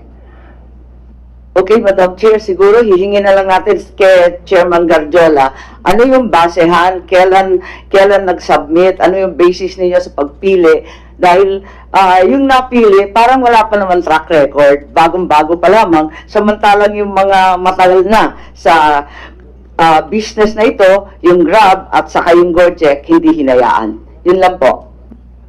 Thank you, Senator Marcos. Senator Win Gatchalian. Thank you. Maraming salamat, Madam Chair. Madam Chair, gusto ko lang sundan yung mga tanong na hindi nasasagot. Yusek Guardiola, ilan ba talaga ang aksidenteng nangyari na nanggaling po sa angkas since nag-umpisa po yung pilot study ninyo? Thank you po, Honorable Senator. Ito nga po ang naging problema nung unang report kasi hindi po ma-identify. Ang report po nakukuha namin sa MMDA and Highway Patrol are generic accidents. Motorcycle lang po ang nakalagay. So, hindi po naka-indicate kung angkas po yun. That's why, with this new guidelines po we are setting, we coordinated with MMDA at least for the enforcers na pag mag-i-issue po ng citation, i-indicate doon kung ride-hailing po yung involved in accident or any traffic violation, sir. Hindi ba pag na-aksidente, kinukuha yung pangalan, may description, bakit ho na-aksidente, basic information ho ito, ba't hindi nyo ho na? Tama po, sir. Kanina, sinasabi nyo ho na 99% ho, ang sabi ng angkas, 99% ho na safe sila. Natural, sasabihin ho nila yan dahil nanggaling sa kanila. Hindi ba trabaho ho ninyo na mag-validate? At meron naman ho tayong mga institusyon tulad ho ng PNP na nakasulat ho doon. Kasi pag kagaya sa Valenzuela, pag na-aksidente ho, nakikita ko may description ho doon eh. O anong kumpanya pa nga, sinusulat ho doon. Ba't hindi nyo ho kinuha yun? Para basic ho to eh. Basic na dapat ho malaman namin kung itong motorcycle taxi ay safe o hindi. Pero hanggang ngayon, hindi ho masagot-sagot ho ng TWG. Bakit hindi nyo ho kinuha yun? Tama po, sir. Kasi po yung hinihinga ko na po ng mga record yung dating TWG ng mga names ng yung sinasabing 27,000, wala pong names na sinasubmit yung company. Mga figures lang po ang sinasabi, 27,000. Bakit hindi nyo kinuha sa PNP? Bakit hindi nyo kinuha sa PNP para ma-validate? Opo, yung 27,000 po, galing po sa record ng angkas. But then, we were asking for the names, wala pong sinasubmit na names ng 27,000. We don't even know kung 27,000 talaga yan. So how can we validate a record kung figure lang po? Sinabing may 27 riders. Then we can validate with MMDA and Highway Patrol. Kasi may pangalan po doon ng mga violators. Kahit sa po sabihin natin hindi naka-indicate doon kung angkas rider ito or any motorcycle ride hailing. Kasi generic nga po ang report ng MMDA and the Highway Patrol. Yusek, dapat kinuha ho natin to sa PNP. We have to validate. Dahil meron ho sa kanilang impormasyon. At basic ho to para malaman ho natin kung ito ay safe o hindi safe. Tama po, sir. Pangalawa dito ho sa inyong resolusyon, meron ho nakasulat ho dito na following activities of the TWG never executed. Meron ho dito deployment of mystery passengers. Sino ho magde-deploy nito? Yung technical working group po, sir, precisely to malaman po natin yung Investigation and conduct. Sino ho the technical working group po, sir. Nagawa nyo ho to? Hindi po, sir. Bakit nyo hindi nagawa? Sa kakulangan po ng oras, saka sa pag-restrain po sa amin.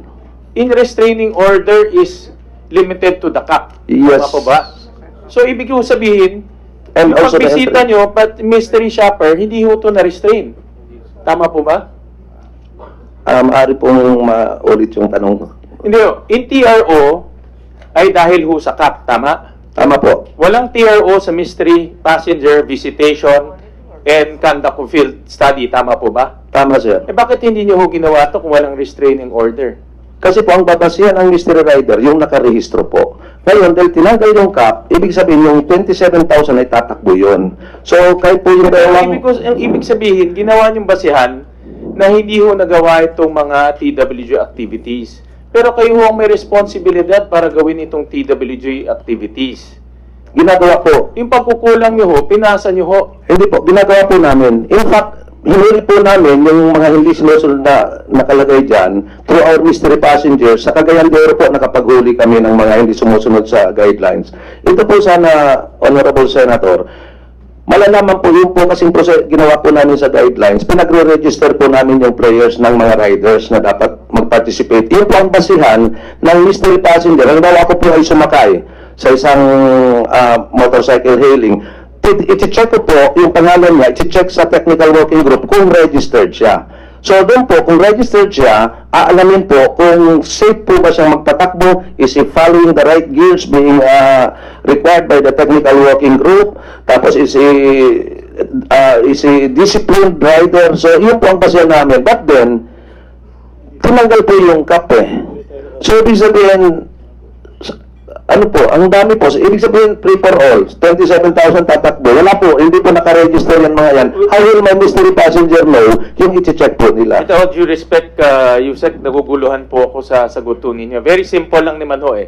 Gawin nyo ho yung mystery passenger, gawin nyo yung visitation, gawin nyo yung field study, dahil wala naman restraining order ho nito.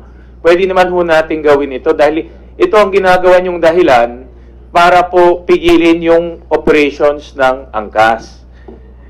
Pangalawa ho, ano hong basehan ng CAP? Ano ho naging basehan ho ng CAP? Kagaya po ng sinabi ko kanina, dati po yung sa unang technical working group is 27,000.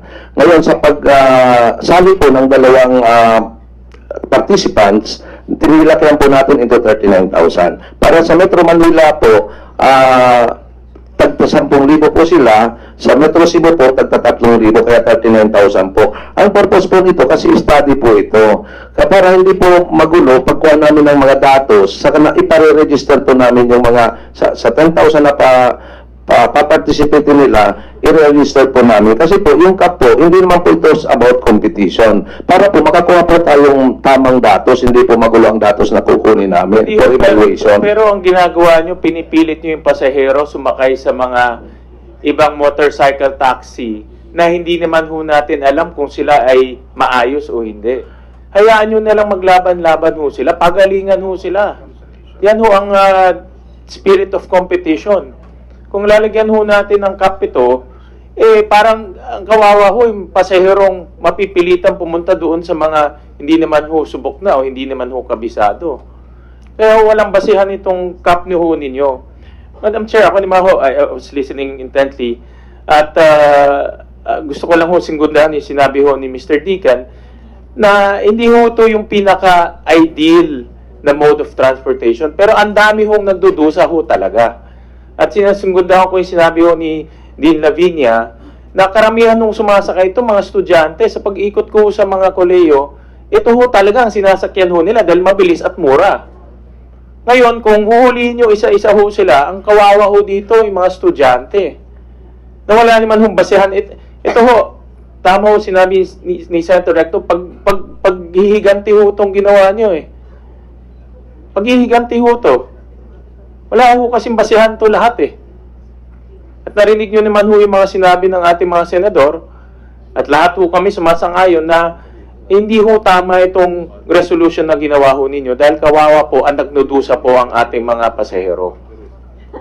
Madam Chair, if with the indulgence of my good friend Senator Win, I still wanted to hear the basis, Madam Chair, if we can allow LTFRB or perhaps the Philippine competition, sila ba yung may recommendation itong CAP na to? Kasi yung CAP talaga until now, we're having a hard time figuring out what was really the basis for this CAP. Okay, Philippine Competition Commission, but before that, I think Senator Recto should put on record what he was telling me earlier. Na nakikinig ako sa binanggit ni Senator Gatchalian. At uulitin ko na yung sinabi ko sa inyo kanina. Mali-mali na yung ginagawa ng TWG at kayo pa yung galit. Ha? Wala nga kayong report ngayon eh. Tungkol sa nangyari ng nakaraang 6 na buwan eh. Anong gusto niyong i-amenda sa batas? Meron ba kayo sinasabi sa amin dito? Wala. Safety ang pinag-uusapan, then you introduce caps. Di ba? Parang napakalaking pagkakamali eh. Well, you have the PCCI, I think the Philippine Competition Commission, and make sure that after them, pagbigyan naman natin magsalita ang angkas.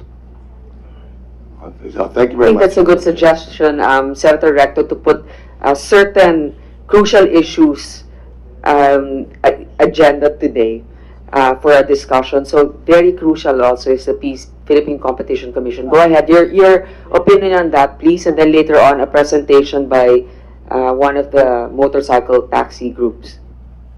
Thank you very much, Madam Chair. Good morning to everyone. The Philippine Competition Commission, of course, supports the idea of offering alternatives to our riding public. That is why in our position regarding the proposed bills, we've actually state there that removing this barrier, this current legislative barrier to the entry of motorcycles should be considered, just so that our riding public has this option. On the other hand, we also do recognize that there, let's say, roads and thoroughways is a limited resource, and that the consideration or the safety considerations and the use of this limited resource should be threshed out by the regulatory office, which is supposed to know what they're to do. But given this, the Philippine Competition Commission will only give way to this other policy based on empirical and scientific study. Something that would show us that really there is a safety concern. Just another note, the LTFRB and the PCC actually had a meeting last week. During that meeting, we took into consideration the current, well now,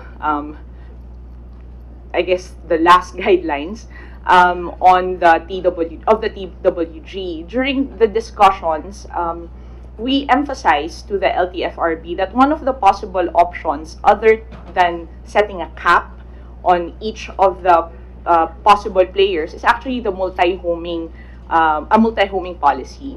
This means that the drivers will have the option to choose which provider they would like to go with, or even go with all three. This doesn't go beyond what the LTFRB has stated na 39,000 na cap. Kasi hindi rin po naman namin alam kung ano yung basihan nila doon, but we assume that it has some empirical basis na baka ganun lang po talaga ang kaya ng mga kalsada natin na dami ng mga motorcycles. So, ang sa amin po, para po mawalan ng ganung parang kaba yung mga riders po natin na parang pinipilit sila na dito lang pumunta o dito lang ang gamitin na application. We were recommending already the multi-homing policy, which I think is already being used in other jurisdictions. We have recently just been to Cambodia, where there is they espouse this multi-homing policy. Grab and their local provider is used by all the tuk-tuks. So, isa po to sa sinuggest namin, pero yun nga po, katulad po ninyo, nagulat rin po kami na na-cancela na po ang TWG today. So, yun po. We hope that clarifies some of the... So, Madam Chair, for the record, you did not recommend to LTFRB na gamitin itong cap na ito?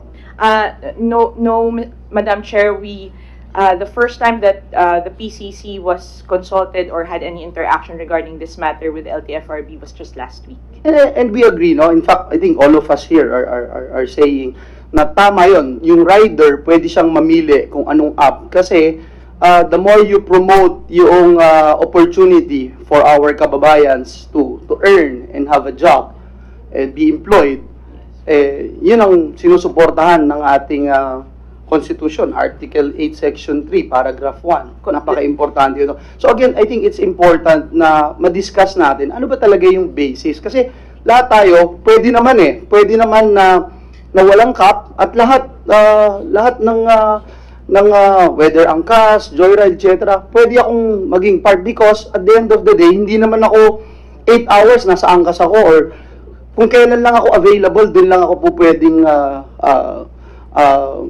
maghatid ng passenger. Is that correct, Madam? We agree, Madam Chair.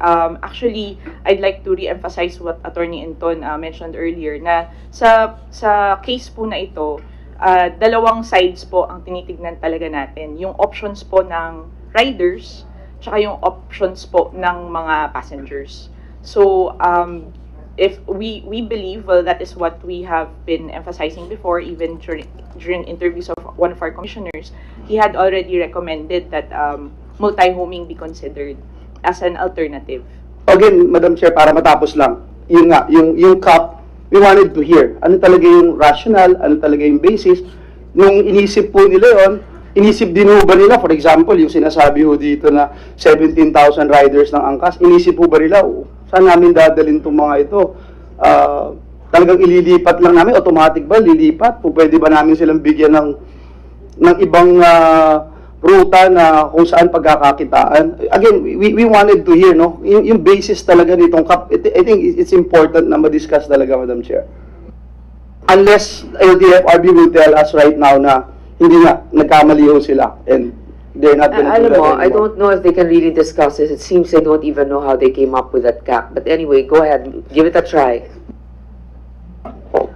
Madam Chair, first and foremost po, 6 months ago, the initial members of the TWG already set a cap po of 27,000. It was only increased to 39,000. However, Madam Chair, as much as we would like to answer the questions, Ulitin ko, okay lang yung increase, pero yung tatanggalan nyo po, ibang usapan mo yun eh. May 17,000 na matitira eh, na mawawala eh.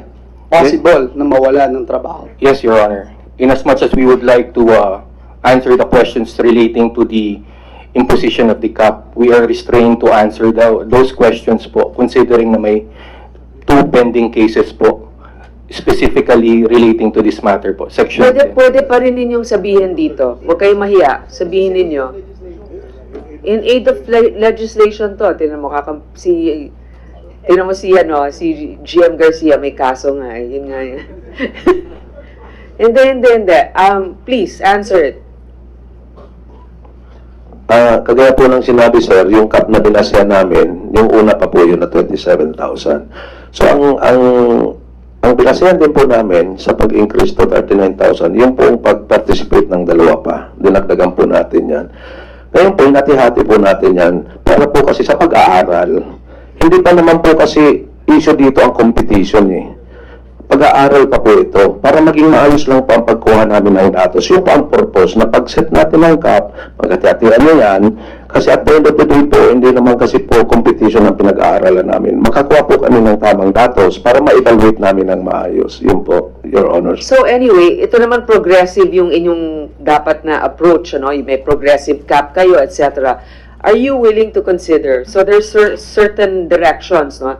Number 1, pwede bang i-extend yung will you consider extending the pilot after hearing all of the resource persons? Number 2, are you willing to do a multi-homing policy so that the riders themselves can choose which company to join? So these are 2 things. You don't have to answer it now. Listen to the others first until you can probably make a commitment. Everybody's a little enthusiastic.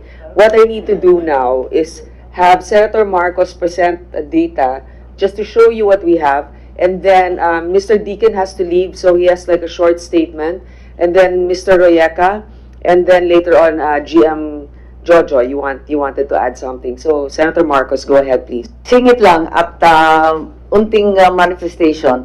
Kabisado siguro ni Chairman Gardiola to, yung PNP maliwanag po yung kanilang road crash statistics. Andito sa akin, January 1 to December 31, 2017, taon-taon hanggang 2019. Kompleto naman ang HPG. So, bakit walang datos? Nagtataka ako.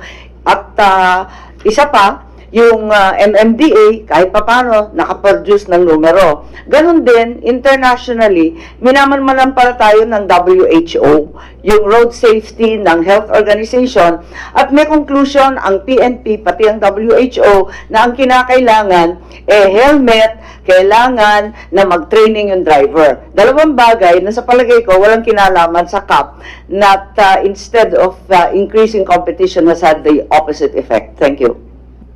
Thank you for bringing that up, Senator Marcos, because that's been the basis of their stopping the pilot program. Apparently, they have no data. Maybe the question would be, does it classify motorcycle taxis? Is there a classification for motorcycle taxis or just... Yes, there are. There are several classifications by the PNP. May tricycle, motorcycle, e-bike. Meron pang others, yung sa probinsya, yung mga kurong-kurong, habal-habal at kung ano-anong may passenger attachment. Ayun naman pala di mabigay nga sa inyo yan. Mr. Swansing, anong... Meron pong data, no? Yung kagaya nga po ng binanggit ni Senator Marcos. Pero hindi po naka-segregate. Like for example, sa motorsiklo, kung yan ba ay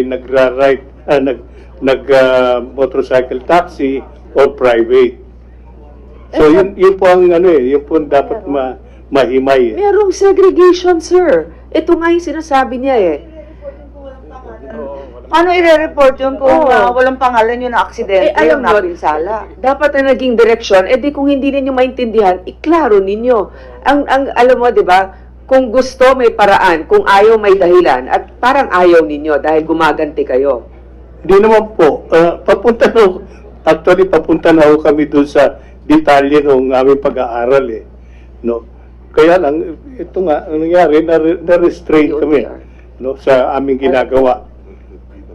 Marami pa po kami dapat pag-usapan. Actually, ang tama po si Senator Marcos, na ang pag-uusapan natin dito is yung motorsiklo at yung rider. Yung ride-hailing service provider, on the side issue lang yan eh. No? ang gustong malaman ng Kongreso, kung gawin ba nating public utility vehicle ang motorsiklo, paano natin Sir, I'm sorry, gagawin? you're not contributing to the discussion, okay? You're just repeating exactly what we're trying to achieve, and we know that already.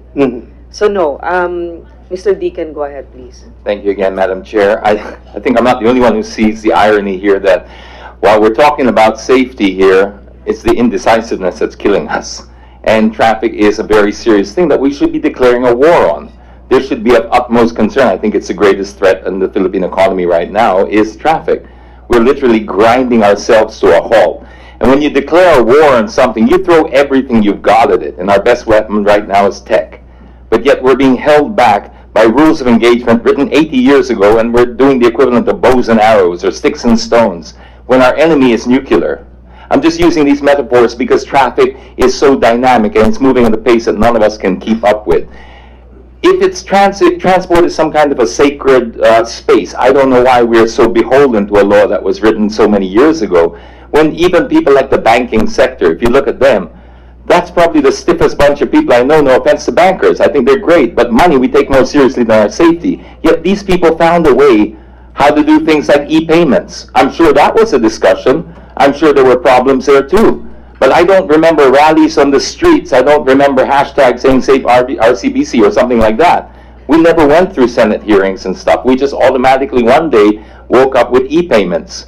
We could say the same thing about the telecoms industry. When Viber and WhatsApp came in, I'm sure that threatened their position. But for the greater good of the public, we somehow just made it happen. We made bigger things happen there.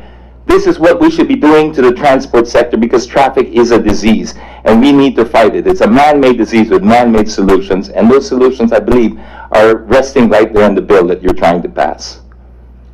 Thank you, Mr. Deacon. Actually, you made quite a point there. If the agency, the bureau, the department is really bent on solving the problem, then they can take proactive steps because, in fact, there's a Department Order 2015-11 to promote mobility, which allows the DOTR to classify other modes of transportation if they really wanted. But they want an ironclad thing, supposedly, either that or they're just prolonging the process.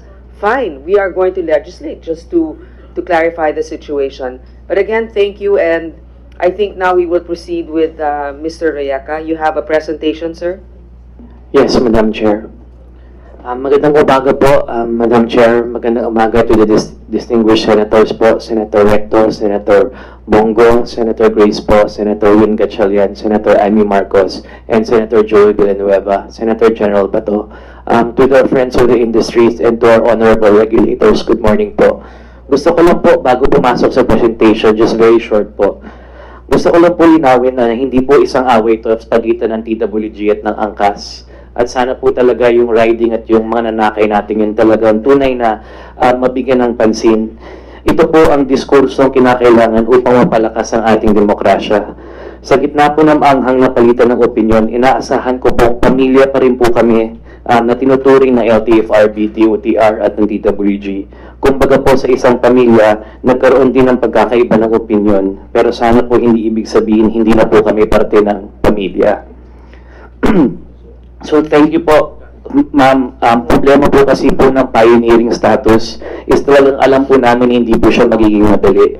Pero nang ibabaw po sa amin ang intensyon na gawing professional ang sistema ng motorsiklo, taxi, magkaloob ng ligtas ng alternatibong transportasyon at makapagbigay ng disenteng hanap buhay sa ating kapwang Pilipino.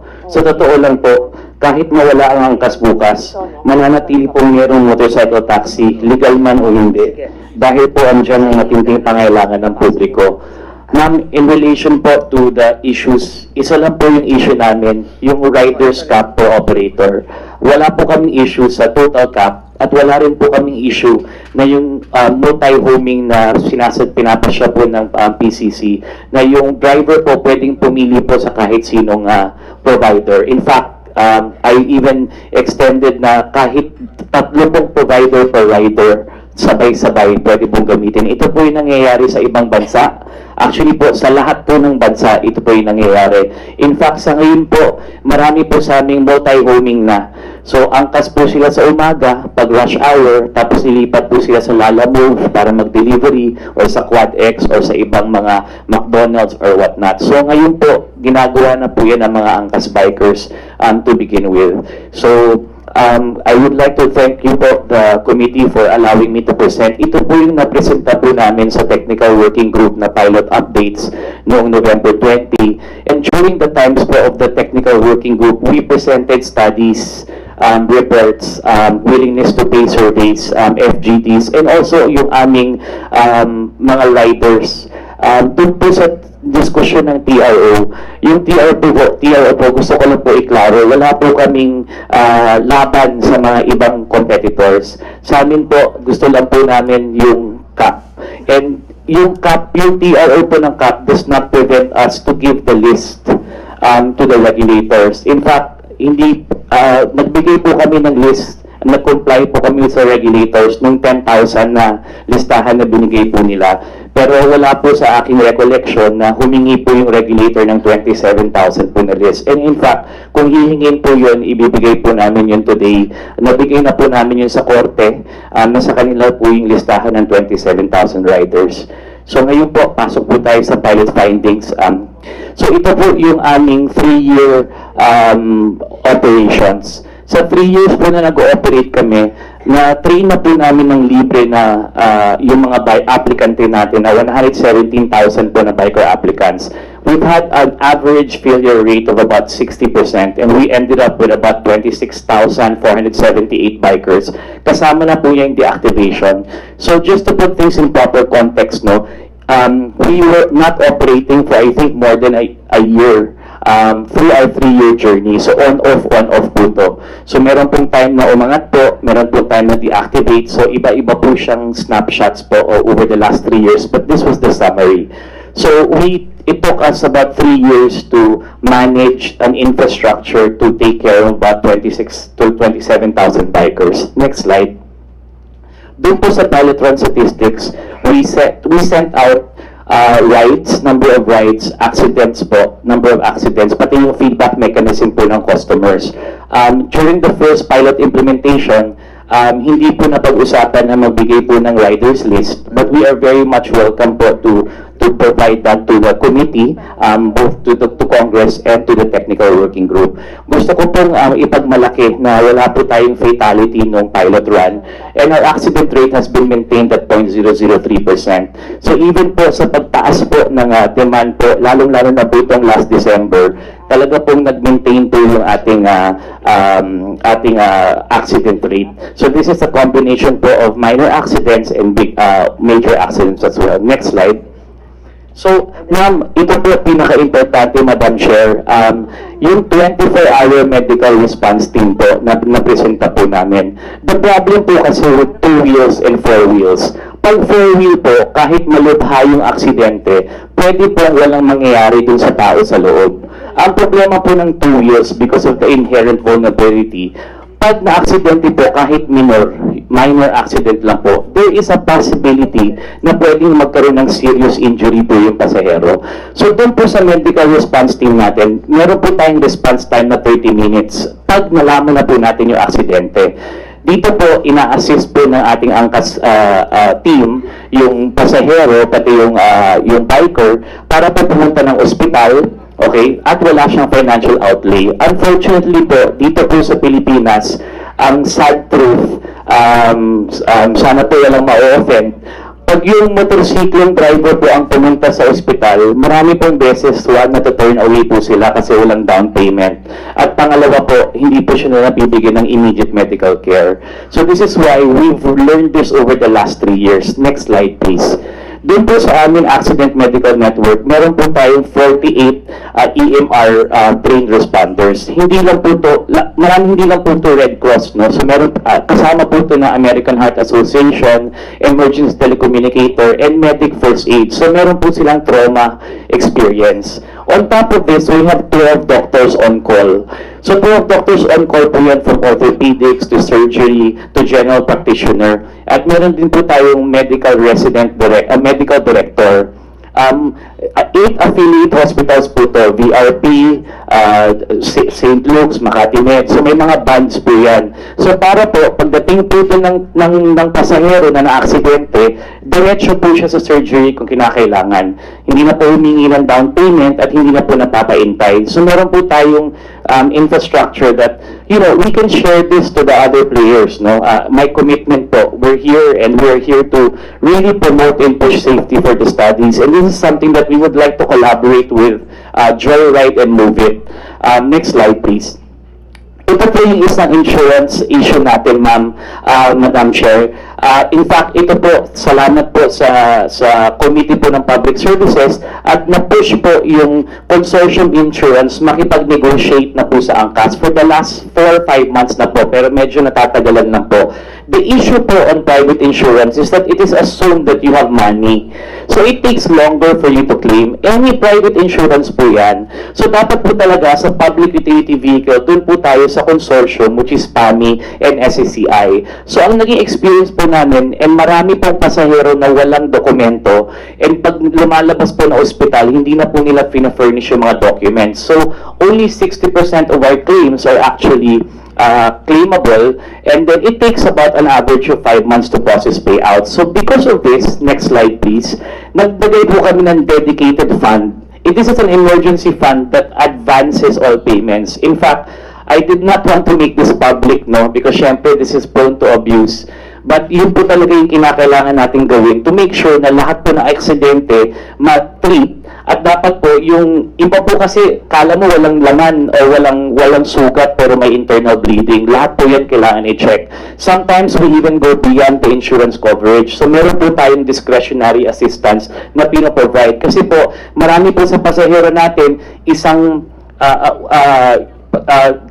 arawan po yung kanilang sweldo. So pag nabaltado po yan ng isang linggo, ano po yung gagawin nila para sa pamilya nila? So these are the things that are not covered by the insurance, and we hope that we can, you know, make it a standard, no? Kasi po iba po talaga yung trato ng motorsiklo sa kotse. Dapat po talaga magkaiba kasi ang kotse, ang motorsiklo po talagang may inherent vulnerability. Next slide please.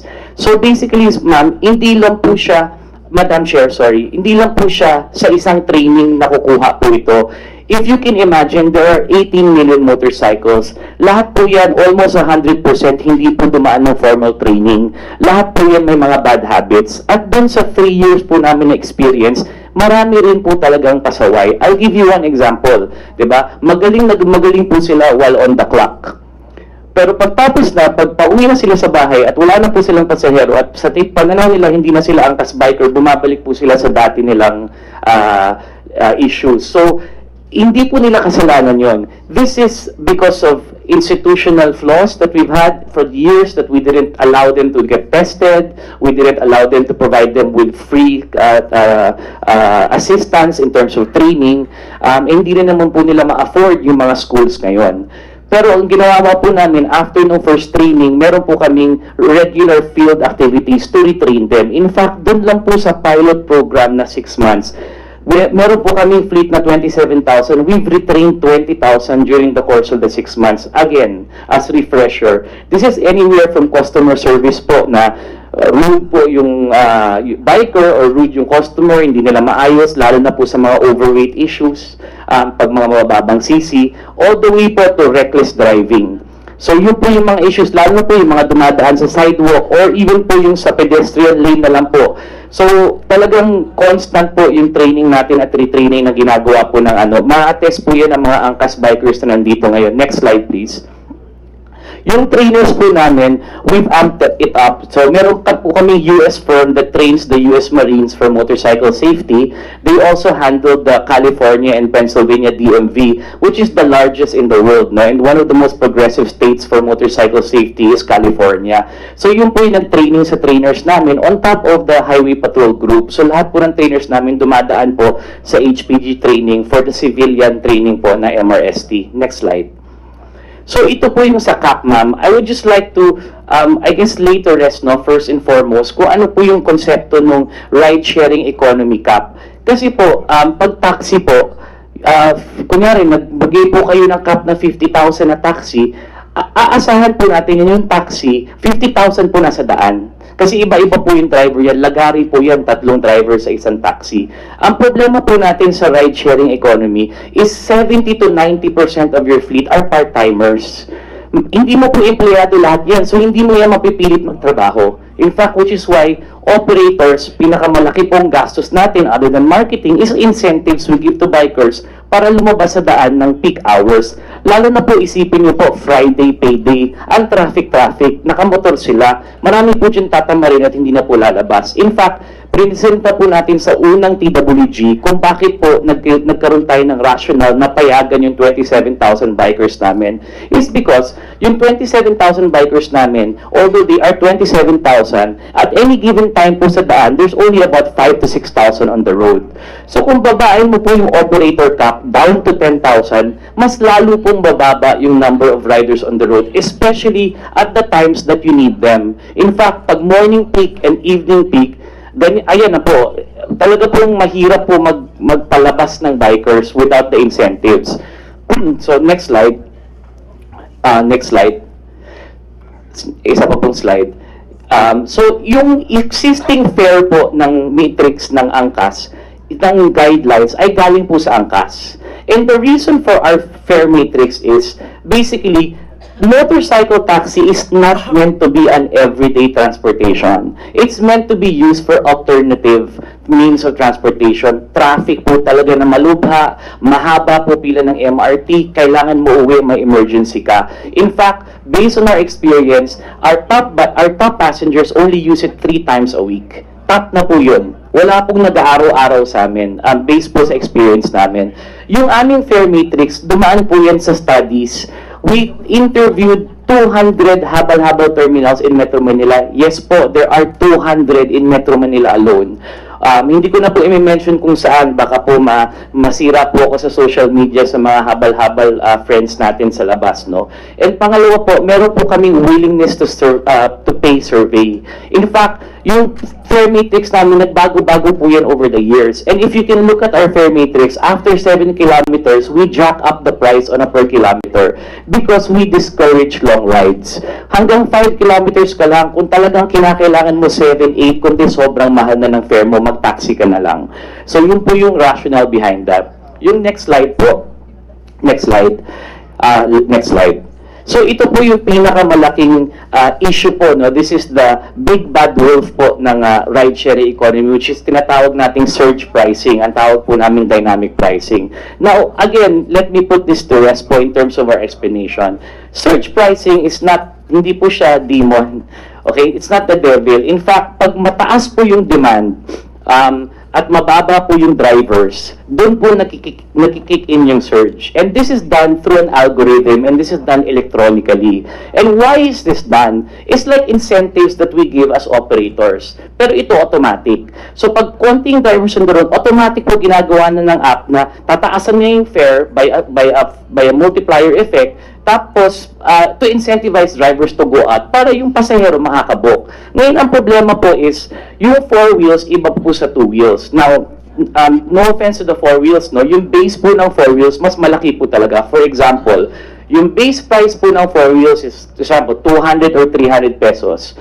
Pag nag-surge pricing po kayo ng times 2, that's an additional 200, 300 pesos that the passenger needs to cough up. Pero like I said, dapat po iba po yung trato ng 4-wheel sa 2-wheel vehicle. Kasi yung base price po ng 2-wheel mas mababa. So yung kunyaring base price ng 2-wheel po 100 pesos, pag nag-surge pricing po kayo, na yung surge pricing po namin na in-implement is 1.3 to 1.5x, you're only talking about an additional 30 pesos and 50 pesos. Now again, this will not sit well with everybody.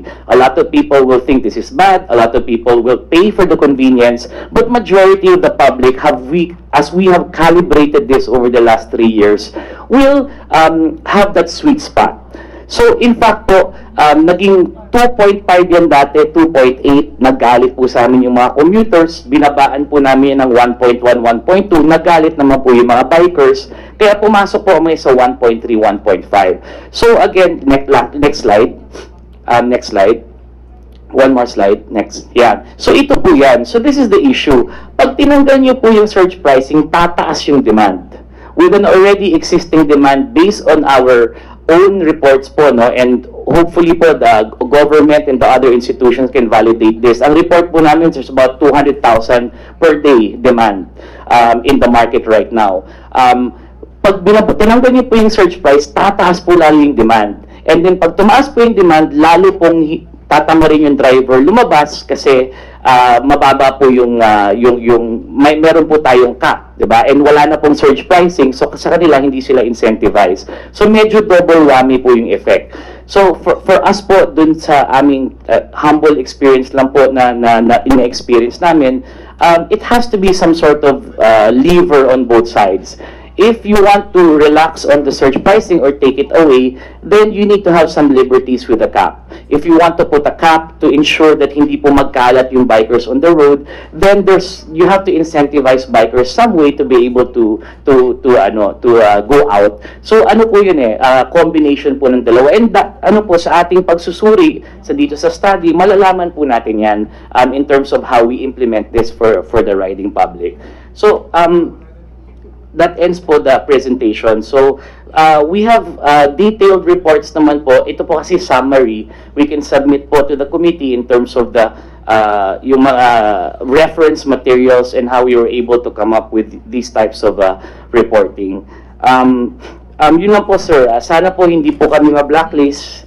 Sana po kasama po kami sa pag-extension po ng pilota. We have complied. And we've been complying, even the new TWG requirements, nagko-comply kami. The issue po dun sa Cagayan de Oro and the other areas, we've shut down the service. In fact po sa Cagayan de Oro po, meron pong existing local ordinance po to for habal-habal. So, marami naman po itong habal-habal na tumatakbo, and hopefully sana gusto ko po iikot yung question doon po sa mga existing na po ng mga LGUs na willing na po, may clamor na po sa patinding pangangailangan, gumawa po sila ng batas ng sarili nila, whether rightly or wrongly, baka pwede po rin na natin sila imbitahin sa pilot kasi may supervision naman po ng LGU at ng DOTR doon sa mga lugar na yon. So I was just sa kabila po ng lahat na nangyari, nandito pa rin po kami at handang makipagtulungan sa LTFRB upang malikha ng maayos ang sistema ng motorcycle taxi. Ang panawagan ko lamang po sa LTFRB at TWG ay yung alitan po natin, let's set it aside at unahin na po natin yung kapakanan ng mananakay, and nandito rin po kami ready to comply with everything that we need. Sa halip, magkaisa po tayong tulungan ng ating mga mambabatas upang makakuha sila ng tamang sapat na datos para makapagbalangkas ng angkop na batas para sa nararapat na regulasyon ng motorcycle taxi service sa bansa. Sa huli, yan lang lamang talaga ang hangarin ng angkas. At natitiyak ko po na makakatulong din po ito para sa araw-araw na kalbaryo ng ating mga mananakay. We are one po with the other providers. We have nothing against them. All we are against po is just one thing and one thing only, yung rider's cap po per operator. Magandang umaga po at maraming salamat po sa inyong lahat. Thank you very much. Just one clarification. You mentioned earlier that of your 27,000, roughly about 5,000 to 6,000 operate daily in Metro Manila. Yes, ano po? Both na po. Metro Manila and Cebu. Sa Cebu, okay. Ilan naman yung habal-habal? Sa Based Metro po, Manila at sa Cebu. with all due respect, Senator, your guess is as good as mine, but our guess is for every 2 na nakikita nyo na angkas, merong 10 habal-habal. That is my guess. That is just a guess, sir. Ano masasabi ng LTFRB dito? Sa tansya ninyo, sa habal-habal, gaano karami yan? We don't have data on that, sir. But it is... 6 na buwan na yung pilot testing natin, hanggang ngayon walang data tungkol sa habal-habal. Yan ang ginagawa ng DOT. It's not part of the study, sir. Ang pinag-aaral lang po namin itong 3 players. Kaya nga po meron tayo doon sa blacklisting para ma-determine natin kung may mga habal-habal na nag-ooperate. But coming to figures, we do not have, honestly, we do not have that figures. Mag-upisa tayo, ilan yung hindi na-regulate ngayon, di ba? Ilan ba yung habal-habal? Wala kayong data. So wala nag-aaral tungkol sa habal-habal. Kaya nga natin gumagawa tayo ng batas to legitimize already. Di ba? O pangalawa, sa buong Southeast Asia, sa Vietnam, pinapayagan ba ang motorsiklo maging taxi? Yes, sir. Oh, sige. Okay. So, sa Thailand, pinapayagan ba? Legal? Pinapayagan po, sir. Okay. Sa Cambodia, may mga law na rin po sila dyan, sir. meron na rin. Okay. Sa Indonesia, meron. Meron din, sir. O halos sa lahat, meron na. Pilipinas ang nahuhuli. Di ba? Opo, sir. Kaya maliwan na kinakailangan talaga magpasa tayo ng batas tungkol dito. Yes, sir. Okay? Could you submit to this committee what your recommendations are? Halimbawa, may mga panukala dito, one of which is mine, as the principal author. Okay? Simple amendment lang ang nandito sa panukala ko. And I think in many of the other bills, simple amendment lang. Okay? May mga prinisent kanina dito na certain standards. Dapat ba ma-include natin yan sa panukalang batas? Yes, sir. Okay? So sumasang-ayon kayo sa presentation ng angkas kanina. Yes, sir. No question, sir. Sa Okay, ginagawa but with nila. a blacklist. Ay, because of the, what we're talking about, sir, what we're talking about, I know what we're talking about. Study. I know what we're talking about. Okay, so can the DOTR, not only the TWG, submit to this committee your recommendations, how you want the law to look like?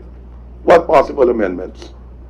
Yes, sir. Okay? We will. Can the players as well in the industry, not only angkas, but also possible new players? Nolly, would you be willing to submit to the committee possible amendments on the proposed legislation, setting certain parameters and maybe standards?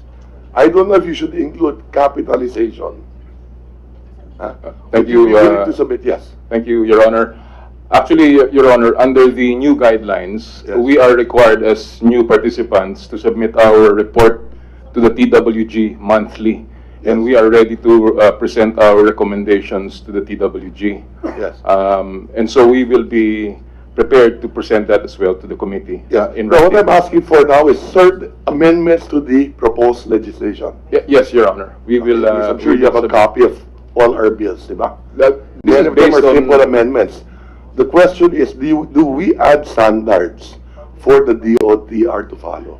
Actually, Your Honor, when we looked at the bills that have been filed Yes. before this committee, we noticed that indeed the amendments are simple, Correct. and we wanted to perhaps expand it a bit just so Correct. that the safety Correct. requirements are incorporated in the law. That's precisely the point. Yes, Your So Honor. we will be waiting for your possible suggestions. Yes, Your Honor. Okay?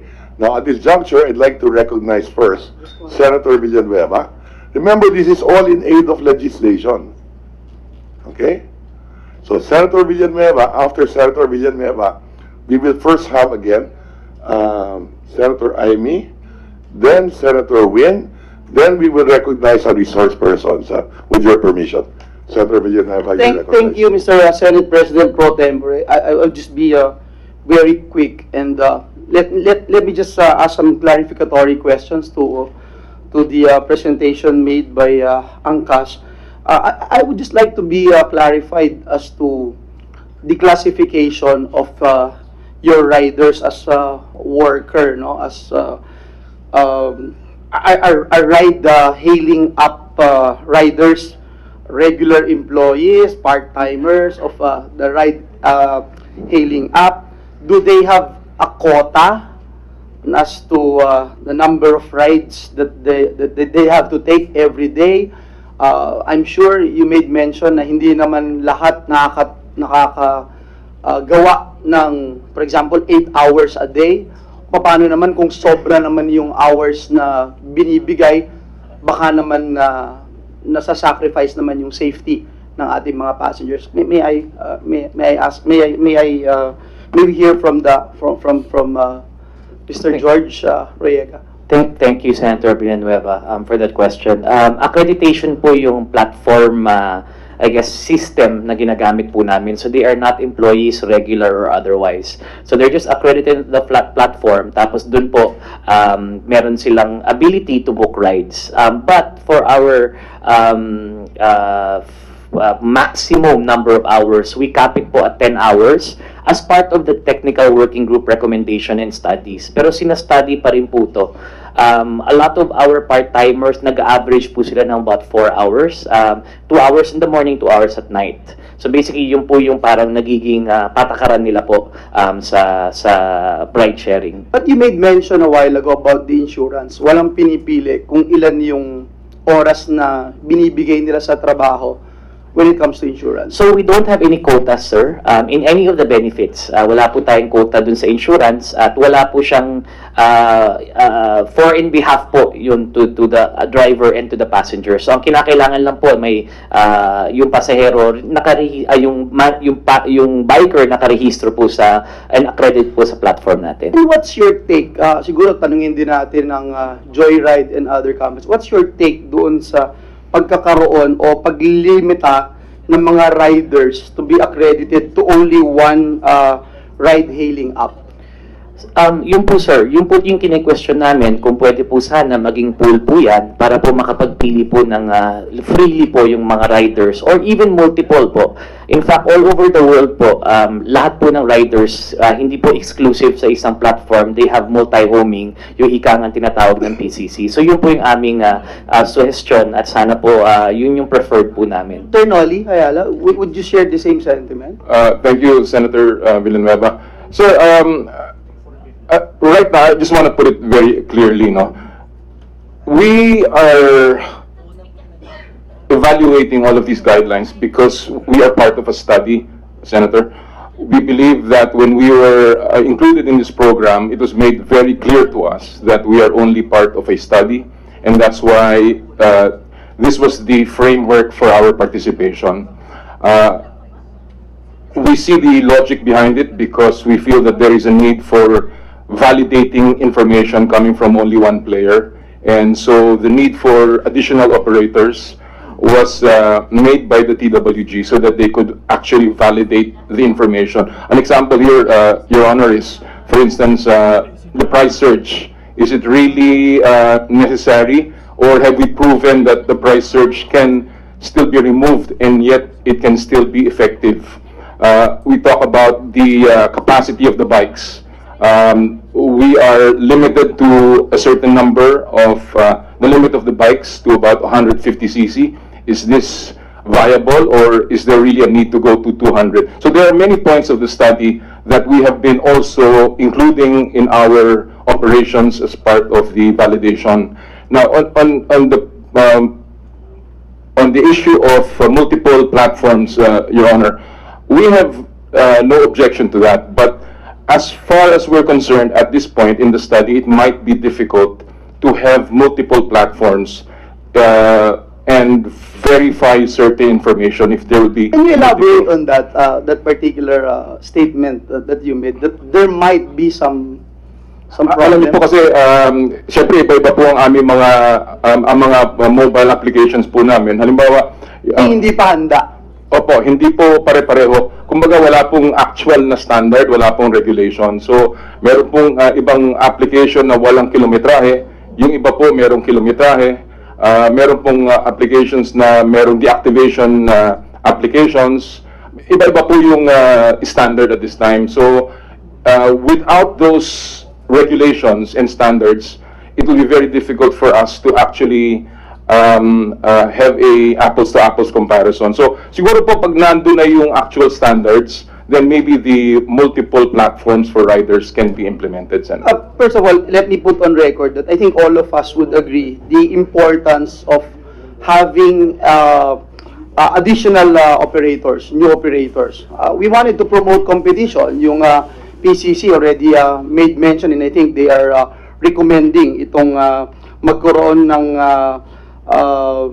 yung binabanggit natin na hindi malimitahan yung ating mga riders to be accredited to only one ride-hailing app. Because I think it's important to note that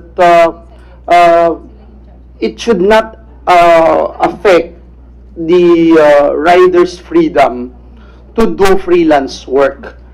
Dito sa Senado, we have been doing a lot of things in order to strengthen itong freelance work. And I think, importante ito na maisama ng LTFRB sa kanilang pag-aaral. Sir, we are not against LTFRB. We are here to support you. We wanted to know how we can help you. And I think yung mga data and information na nariyan, kailangan gamitin ho talaga natin.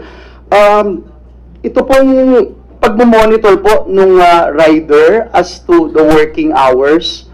Kanina medyo naano ako nung binanggit na merong cap na 10 hours, medyo mabigat ho yata yun, no? But still it's a study. Paano na monitor ng LTFRB itong ganitong mga situations?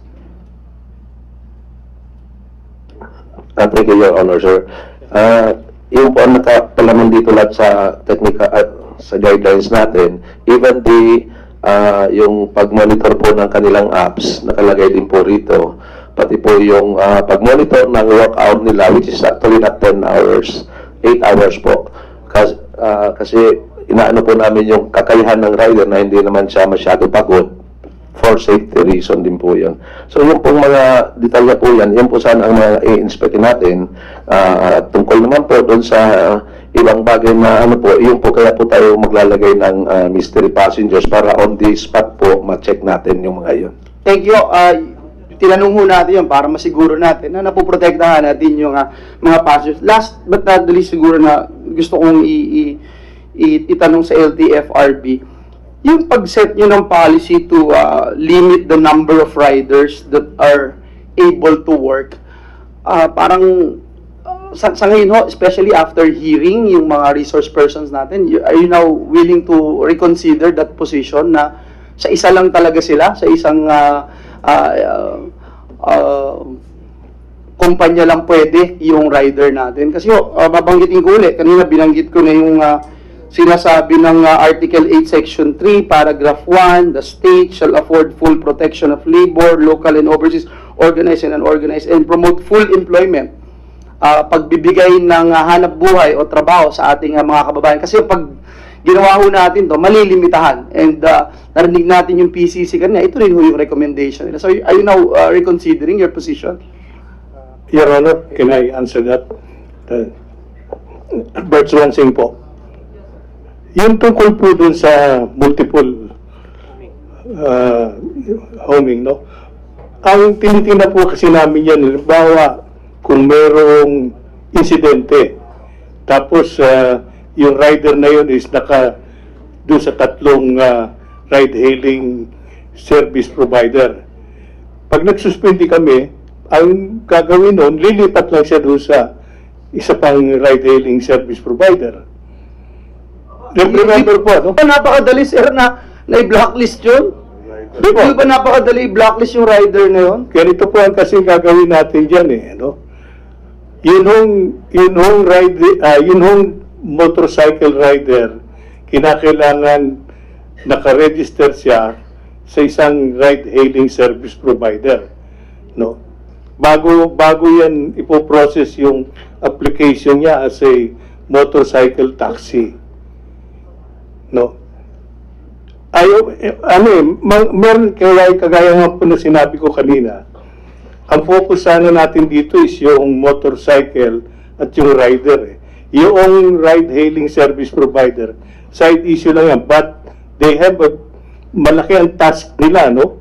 In fact, pagdating sa monitoring, sila ang inaasahan namin na mag-monitor doon sa mga ride-hailing riders na nirekomenda nila sa amin na maging motorcycle taxi.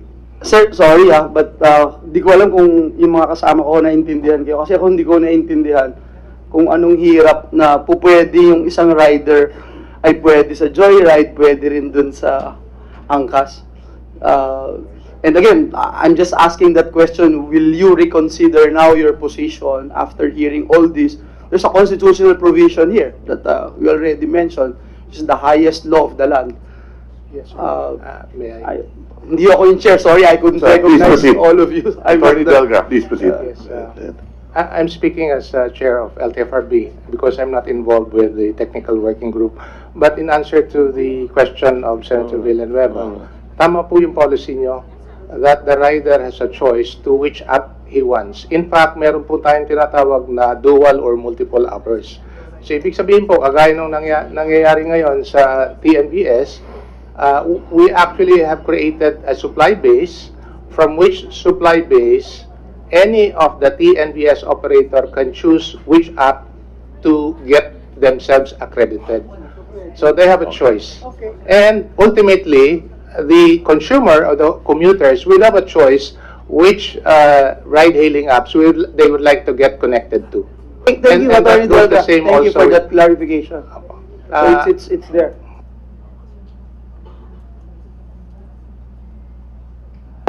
The chair would like me to stop asking questions, so I will no longer pursue my follow-up questions. No, Senator Joel, it's not that. Let's go through the cycle, and then if you have more questions later, we can certainly accommodate your inputs once again. Senator? Yes, maraming salamat po sa ating chairwoman. Bilang senador na nakaangkas hanggang Senado, kay Mayor Sara, dahil humarurot kami buong kampanya, Luzon, Visayas at Mindanao, talagang maliwanag na pro-angkas, pro-ride-hailing, pro-joyride po, pro-Gojek and Grab ako. Sana our Chair Guardiola will reconsider the stoppage he has imposed on biker-hailing apps, being that they're the best stopgap measure we have in the absence of public transport. Ang akin lamang, nakakapagtaka, kapag may pasyente na pagkarami-rami ng sakit, hindi naman natin pinapatay kasi give up na tayo. Ang ginagawa, gagamutin isa-isa. Yun dapat ang gagawin natin sa mga angkas na violations, sa pagpasok ng joyride, sa pagpasok ng lahat, pag-delay ng grab bike na pumasok. Huwag natin silang patayin, kundi gamutin ang mga mali-mali at ang mga sakit. So, unang-una, mukhang lahat ng ahensya may datos. Pwera lang ang LTFRB. Dahil maliwanag yung PNP, yung MMDA, WHO, hindi nagkulang sa datos. In fact, may rekomendasyon na sila ng training at helmet. Ikalawa, sino ba yung expert talaga sa TWG na yan? Meron ba sa tropang yan, may karanasan, may experience dyan? Alam ko si Chair Highway Patrol. May experience po kayo, pero kailanman hindi naman nagpatakbo ng anumang transport company. So dapat, yung maliliit na players, mag-start ng maliit din. Para unti-unti, palakihin natin at pagtibayin. Ikatlo, ako lang sa iba't ibang bill, napakarami pong bill, na napakasimple, konting amendment lamang sa Commonwealth Act. Subalit, ang sa akin, sana dagdagan rin natin ang role ng LGU. Kasi yung LGU na ngayon ang nagmo-monitor ng tricycle, kinakailangan na yung prangkisa ibigay na rin sa LGU para ma-monitor nila ng masusing at kanilang responsibilidad ang mga mali-mali. So, eto lang ang akin, nananawagan po ako sa LTFRB, pati na rin sa DOTR, na kung maaari ipagpatuloy natin ang bike-hailing apps at huwag natin patayin ang pasyente.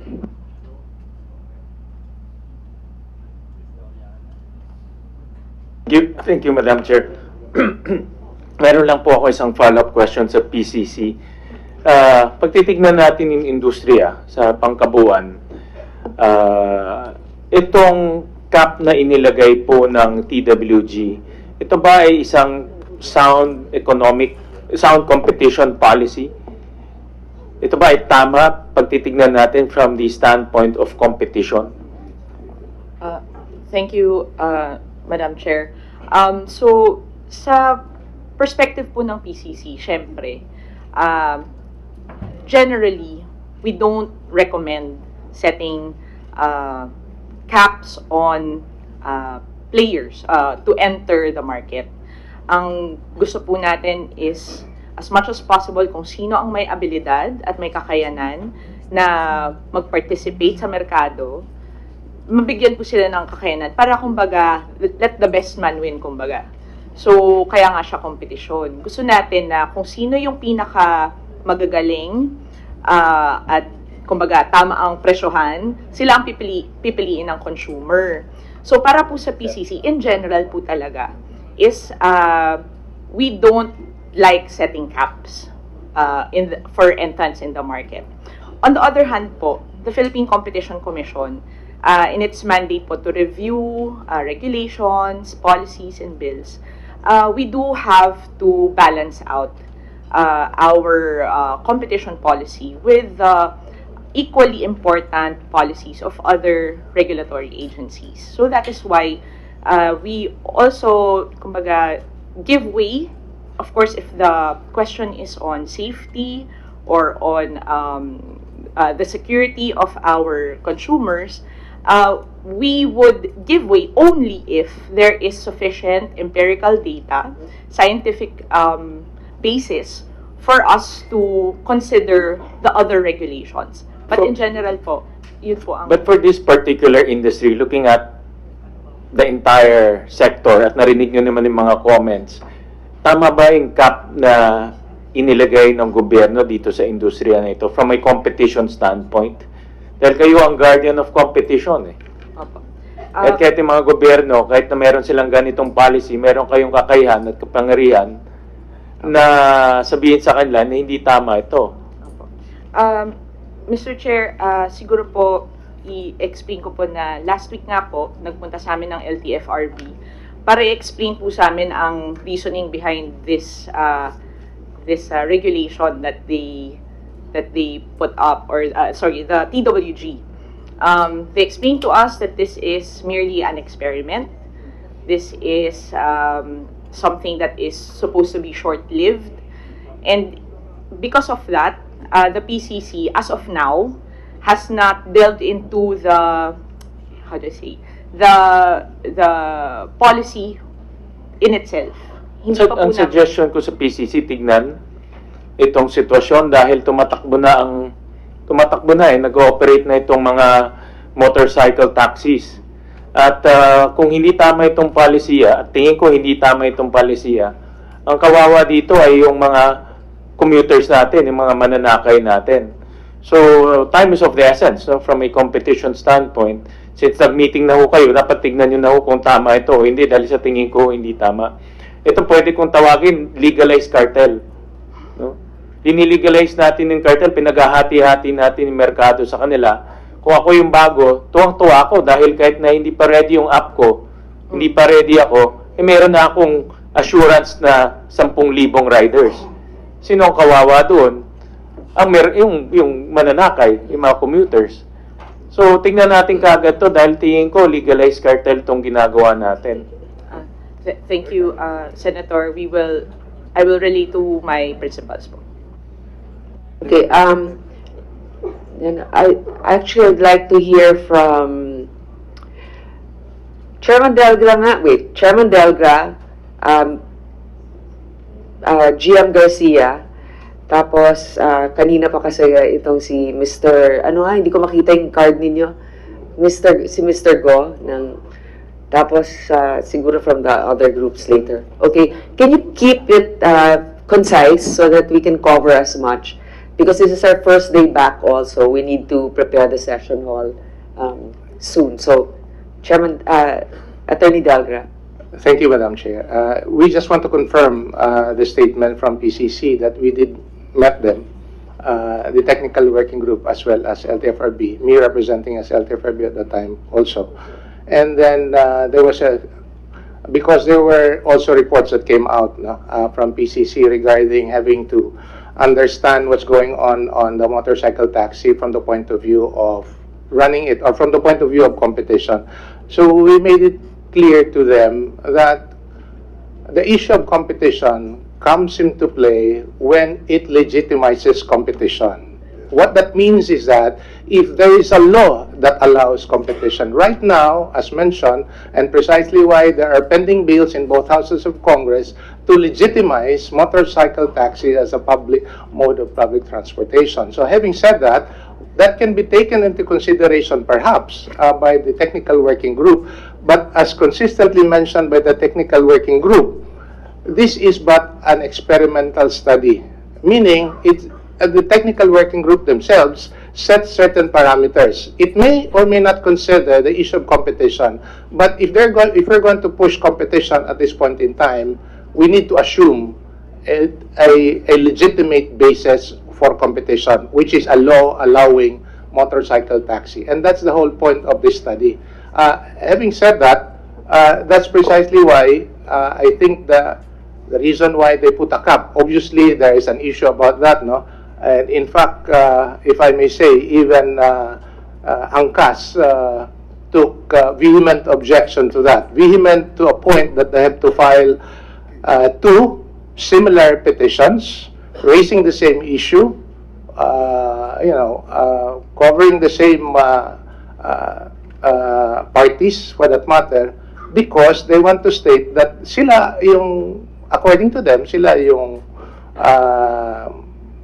entitled to that, no? Or legitimate participant to that. They even cited some basis. But nevertheless, going back to the technical working group, that's precisely the point of the technical working group, that this is all about having to conduct a study. And at some point in time, if I may say, I did mention this during the I was invited during the first meeting of the technical working group meeting with the 3 participants in December 22, 2019. I did mention that we appreciate your coming in to participate in the study and having invested their time and resources in this study. But just like any study, it will come to an end. Hopefully, before that end comes, there would already be a law that allows the motorcycle taxi as a legitimate mode of public transport. Chairman Delgay, yes, we appreciate your point of view on the matter, for reminding us the whole point of this hearing is for us to be able to come up with a law eventually. But again, a well-crafted law is always based on data and observation and also the proper research. And we won't be able to come up with that meaningful, again, and effective law without the studies being submitted to us. So, again, I will appeal, and then towards the end, I will ask for your categorical answer. This panel, I think we are unanimous in our opinion that the study must continue, because now we are telling you, you should actually collate all of the data, the accident reports, if your basis is for the safety of the public. So yun, we need an answer later on if you will consider this to extend the pilot program. GM Garcia and then Mr. Go. Ma'am, a few questions lang, no? Kasi medyo nalilito na rin po ako. If we're going to push through with the pilot program, kasi nasa batas ka na bawal yung motorcycle na maging taxi, no? Actually, naku-question na rin yung mandato namin kasi nung nag-pilot program tayo, ginawang public transport yung motorcycle, kailangan hulihin namin yan kasi sa batas, hindi siya pwede. So, maybe just to protect all of us, kung kaya nang maglabas ng resolution, kasi as of today, hindi talaga pwede. Kasi may batas tayo, pero we fully support the motorcycle taxi. Sabi nga, as need, kailangan talaga. But how can we do a TWG ng pilot na tumatakbo yan? Bawal nga. Who can protect us? Okay. Yes. Ganito lang yon. Nagawa na ninyo ng ilang buwan eh. hindi naman kayo pinapatigil ng korte.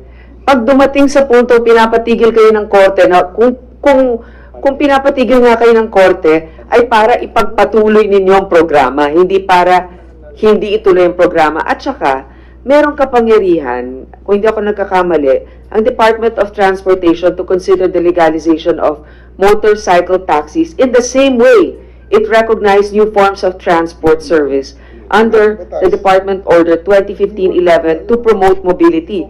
Di ba yung Grab, yung Uber, di ba? Kasama din naman yan doon. Ngayon, kung gagamitin nyo ngayon na hindi pwede kasi wala namang batas pinayagan nga ninyo, kaya nga pag-aaral Hindi, kami hindi. Attorney Delgra. If I may, Madam Chair, just a quick comment on that statement. Tama po na we need to distinguish the TNC, the Transport Network Corporation, from the TNVS, yung mismong motor vehicle that connects the rider, the driver with the passenger. Wala pong pinagbabawal doon. And for that matter, yung TNC, like Grab, here na, wala pong pinagbabawal doon. Ang pinagbabawalan yung paggagamit ng motorsiklo as a mode of public transport. So yun lang pong kinaklaro natin doon sa. Pero nga private vehicles din yung mga yon na ginawang TNC. So, ibig sabihin, naghanap kayo ng paraan na gawing legal ito. Alam nyo, mali rin naman na parang tinututukan niya ng baril sa ulo ang mga nasa Kongreso para ipasa yung batas na samantalang wala pa kayong datos na sinusumite. Submit nyo muna yun. Sasabihin niyo, pipigilin kayo ng korte. Kung bukas pinigil kayo ng korte na gawin yan, yun, may dahilan talaga kayo. Pero ngayon, wala naman Yung before yung nag-TRO kasi sa Mandaluyong yan yung dati sa angkas, di ba? Nanguhuli kami nun Tapos, sinita kami na i-contempt na naman kami kasi ba't daw kami nanguhuli, may TRO. Kaya dalito talaga kami sa MMDA Sabi ko, anong gagawin namin? Sinasabihan kami na manghuli kasi wala sa batas yan, bawal ang... But we support the motorcycle. Sino nagsasabi sa inyo na wala sa batas? Yung korte? Di ba yung TRO, sir? Yung TRO lang, nagsasabi. Pwede silang... The TRO says na pwede silang tumuloy. Kaya nga yung sinasabi nyo kasi, ang sinasabi ni Attorney Delgra, kasi wala sa batas nga yan. Kaso nga pati nga yung korte, na may malawak na pag-unawa sa pangangailangan. Ito'y pag-aaral pa nga. Napasok nga ninyo yung TNCs alam mo, I think Senator Ralph, you wanted to add something? No. Yeah, I support the position of the chair. To begin with, number one. Number two, ilan ba ang, ulitin natin yung kanina tanong o LTFRB, Attorney Delgra, ilan ba sumasakay sa habal-habal ngayon? Illegal. 1,000? There is really no data because these are colorum. So there's no data. Okay? Basically, colorum po sila lahat. Pero nakikita ba ninyo araw-araw? Yes, Kasi ito yung pinag-uusapan natin ngayon, nahuhulihin ng General Manager ng MMDA. Di ba? O sa tansya ninyo, Jojo. Sir. Ilan ang sumasakay ng habal-habal? Sa tapat ng MMDA mismo. Actually, sir, sa kanto ng EDSA meron. Meron. Sir, hinuhuli namin Nakikita ba ninyo? Nakikita, hinuhuli namin yan, sir. O sa tansya ninyo, ilan? I don't know the exact number. 1,000? Thousands. Pero Thousands. 100,000, yeah. Palagay ko may abot ng 100,000 May rin kami warehouse during the time of Attorney Lizada noon. May hinuli tayo noon, yung habal-habal na group. Kaya nga, sir, doon kami nagtataka na ito, hulihin natin. That is the implication. Yes. That is the implication of what you're saying. Huhulihin namin lahat ito. Pahihirapan ninyo lahat ng commuter. Sir, hindi namin pinahirapan. Kasi it's the law na sinabi na bawal There are many ways of interpreting the law. There are many ways of interpreting the law. Yes, sir. Katulad ng mga Grab na yan and all that. Noong una, sabi nyo sa amin, gumawa kami ng batas tungkol dyan. Yes, sir. And then later on, sabi, hindi pwede pala. Gumawa ba tayo ng bagong batas tungkol dyan? Hindi. Yeah. Diba? Okay. Alam ko, mas masalimuot yung motor.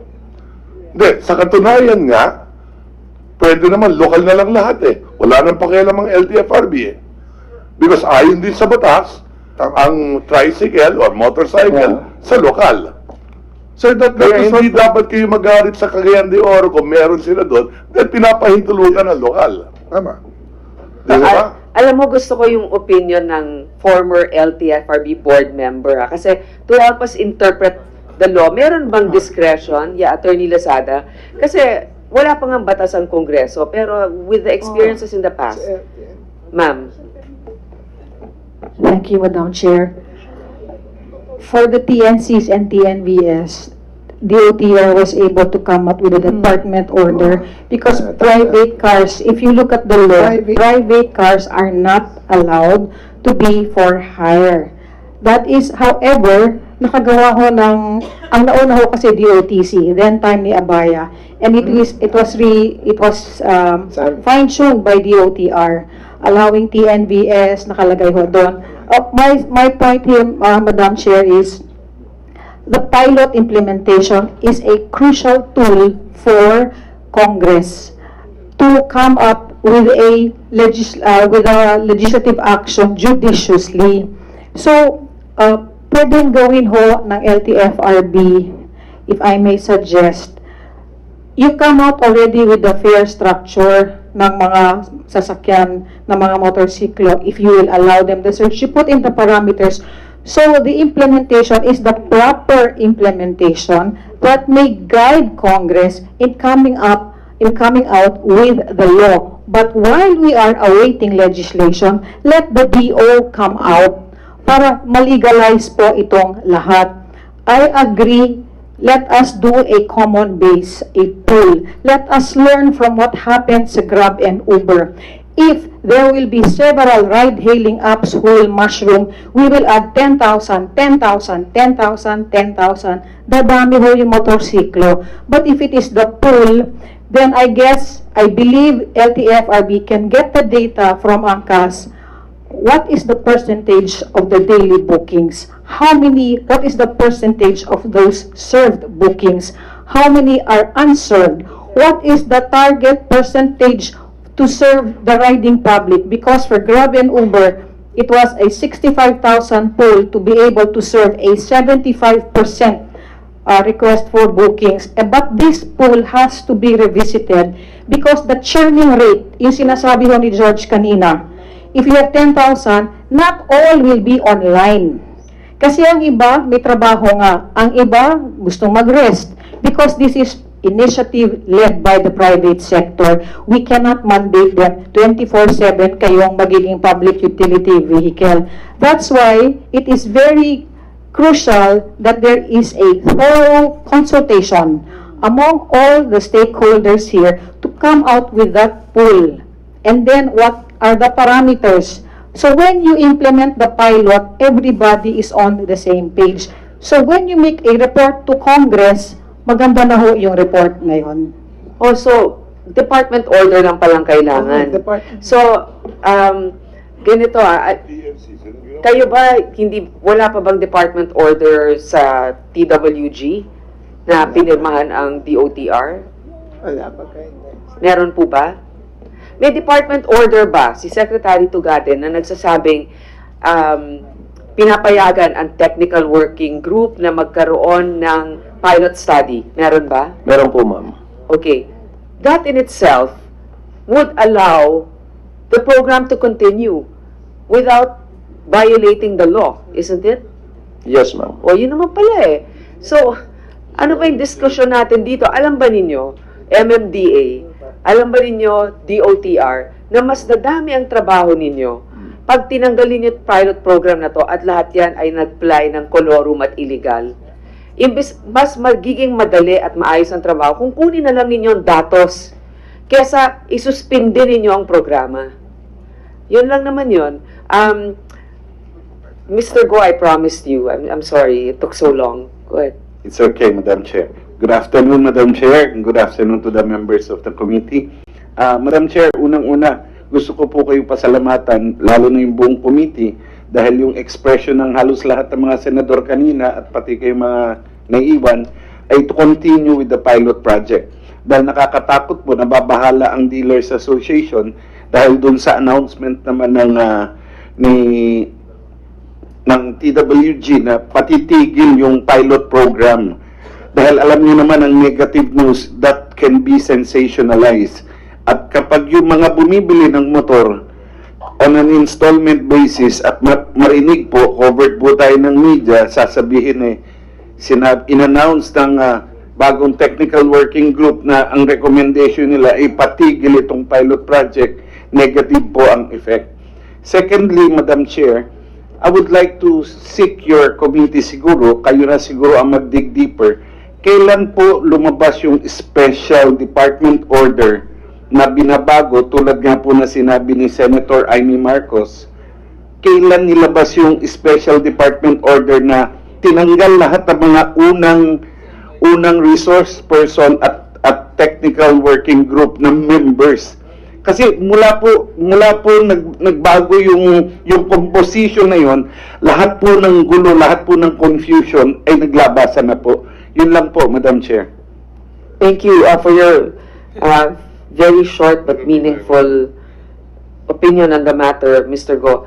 Actually, yung isa pa dito na ang pwede natin hingin ay ang department order nga na magsasabing ito ay dapat ituloy para ma-protection na naman at hindi na naman ipatawag si GM Garcia ng korte. I think nagkaka-phobia ka eh. Trabaho mo yan, dapat sabi ni Senator Win. Okay, actually, Senator Recto. Sorry for this, Madam Chair. Just a final word from this representation before I also have my lunch. I'm sure everyone wants to have their lunch now. May we have a copy of all the department orders, okay, of the DOTR creating the TWG? Yes, sir. Okay. Minutes of your meeting, of the previous TWG. Yes, sir. And the current TWG, and an explanation from the Secretary, bakit binago ang membership ng TWG? At bakit nung una may kinatawan ng Senado sa TWG at ang Kongreso? Nagtatanong ako sa aking opisina kung nakatanggap na tayo ng imbitasyon. Ang una sagot sa akin, baka maaaring mali, ay wala kami natatanggap na imbitasyon. Dahil ito nga ay in aid of legislation. Dahil tayo isa sa nagpanukala nito. No? So, at ang naririnig natin, parang wala naman masyadong meeting ang TWG. Parang isa lang ang nagdidikta. Bakit di natin gawin transparent yung TWG? Isama natin yung mga ibang resource persons dito. Isama yung Philippine Competition Commission, yung mga representante ng mga commuters. Para lahat na pag-uusapan na mabuti, hindi pa dali-dali. Kaya nakukorte. Kaya natitiyaro eh. Di ba? Tapos nasasayang oras ninyo, nasasayang oras namin dito, naghihiring pa tayo sa Senado. Tapos may takutan pa na bukas isasara natin lahat. Isipin ninyo na mabuti yung sinasabi ninyo. Daan-daan libo ang maapektuhan dyan. No? So, could we have a copy of all these orders from the department? Pati yung mga records ng TWG, kailan kayo nag-meeting, kailan kayo nag-hearing, kailan kayo nag-public consultation, sinong inimbitahan ninyo, para patunayan sa amin na transparent yung takbo ng TWG. Yes. Pwede ba kami mabigyan ng kopya nun? Yes, sir. Thank you very much. The order is in the report submitted, sir, that on tab D, yung special order, sir. Submitted saan? Dito po, in our report. Sa Senado? Yes, sir. Lahat? Kompleto na? No, for that particular, sir, question of the creation of TWG. No. Hinihingi ko lahat, pati minutes of your meeting. Oh, yes, sir. We will Wala pa ako nakikita ni isa. Yes, sir, we will do. Okay, thank you very much, Madam Chair. Senator Recto, Attorney Inton, may dadagdag ba kayo? Unti lang po. Dati kayong LTFRB ba? Opo, dati din po tayong board member. Anong year? Ako po yung hinalinan ni board member. Okay. Opo. Go ahead. Siya po pumalit sa akin. a better board member. Okay. So, hindi, teka muna. Malili po. May dadagdag ka ba? Opo, meron po. Konti lang po. Yung po kasing sinasabi na bawal yung motorsiklo as public transportation, I think it's not really an exact description sa batas. Ang sinabi ng batas, bawal maging public utility vehicle ang sasakyang rehistradong private. Kaya kapag ka yung motorsiklo, kaya bawal kasi privado siyang rehistrado. Kaya nga po yun sa TNC, TNVS, nagkaroon ng issue yan kasi yung mga TNVS privately registered, then binibigyan ng prangkisa. Yun po, nawala po yun. Kaya dito po, kaya po sinasabing bawal because registered as private yung motorsiklo. Take the case of tricycles. Tricycles nabibigyan ng prangkisa because of the local government. And then, it is, nagkaroon po ng, nare-register na public vehicle. So, yun lang po ang tingin ko po. Probably LTO po, malaki maitutulong dito sa problema to. Thank you for clarifying that. Ms. Hamon, bago ko, ako naman may tatanungin dito kasi pagkatapos. Yeah. Go ahead. Simple lang po, hinahanap din po namin ang participation namin sa TWG kasi mga 3 meetings kasama kami tapos nung ginawa yung bagong department order, observer status na lang yung mga civil society. So, second the motion, it has to be a multi-stakeholder. Thank you, ma'am. Actually, ganito ang hihingin ko sa Angkas, Joyride, ano nga yung isa? Move It. Bigay ninyo yung yung specification ng mga motorsiklo na ligtas.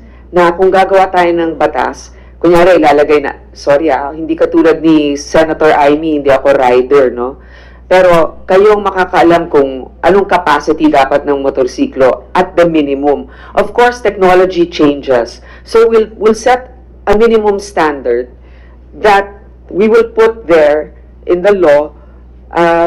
This may be subject to change depending on technology, and it can be just a decision issued by the LTFRB, something like that. Kasi syempre, you cannot always amend the law that easily to catch up with technology. So we have to allow the departments the discretion to increase the requirement or maybe keep the status quo. Now, before we end this hearing, gusto kong tanungin si TW Chair Guardiola. Alam nyo, alam naman ninyo may hearing tayo today, di ba? Tapos bigla na lang naglabas kayo ng desisyon bago pa tayo nagkaroon ng konsultasyon. Siguro naman po sa araw na itong narinig ninyo yung opinion ng iba't ibang mga resource persons na hindi ninyo nasama dun sa huling technical working group. At alam ko, inaalala rin ninyo yung violation din sa batas na naklaro naman na pwedeng department order. Narinig din naman ninyo yung mga sinasabi ng senador na siguro meron talagang dahilan para ipagpatuloy natin ang programa. Can I get your opinion on whether you will recommend now the continuation of the pilot testing program? Madam Senator, Madam Chairman, as being recommended by honorable senators and of course by the resource person, we will immediately convene and we will submit the report to the development to our secretary, Madam. Thank you, sir. But I know that you will convene, but your statement was by next week it will already be implemented, diba? Na you're going to suspend the program, therefore they will be apprehended, the riders will be apprehended. So are you willing to do it now, this week? I think you should do it this week so that if you have a recommendation, you can preempt that, what do you call this, apprehensions. Yes, ma'am, we will do it this week. Yes, I think that would be very wise and also expect more lawsuits, in fact, if you stop the program. So it's counterproductive. Pero siguro naman, with all of the participants, bago naman mag-lawsuit, I know you're probably frustrated and you're exhausting all legal means. But I think communication is key. If you feel that you're being ignored, please, our officers are willing to talk to you if you have a valid reason to seek further legal recourses. If you don't like to go to my office, you can go to Senator Wynn's office. Or any other senator who was in this hearing today. So, Dean, do you have any additional points? Alam mo, ito si Dean Tony Lavinia, talagang advocate ito eh. So, no ulterior motive. Because we really focus today on the immediate, no? But I will just submit to your office suggestions on the law. I mean, I'm a strong supporter of ANCAS and other motorcycle taxis. I'm also a strong supporter of strong regulation, including environmental regulations moving to the future. And I mean, because it's important to look at this also from a future's point of view. So we'll just submit it to your office. Alam niyo, tama, di ba yung Clean Air Act din natin eh. Kailangan yung mga motorsiklo natin, yung capacity, yung makina maayos. Eh, yun nga yung gusto ko sa ANCAS. Alam mo, nakita ko yung frustration eh. Sa pag-aaral na to, ginamit din kayo ng gobyerno. Hindi ba? Kasi gusto ng gobyerno, maayos ang inyong training program. So, you standardized everything. Tapos, pagdating na ng parang kayo ang nagtanim, kayo ang nag-ani, kayo nagbayo, kayo nagsaing, tapos, hindi pa kayo pinakain.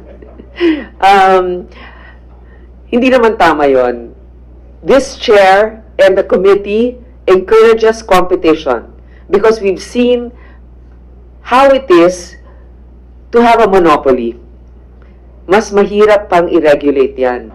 Pagkapit tayo sa patalim. So we encourage that. But I think we are rewarding them negatively, our participants, by saying, oh, ito yung cap per biglang equal distribution, whereas hindi pa naman tested ang capability ng iba. O di okay if they can fill it out. Pero yun nga tama, dapat merong, dapat bahala ang mga riders pumili kung saan nila gusto. Yun yung aking opinion. Okay, I'm not an expert. So, we will continue this.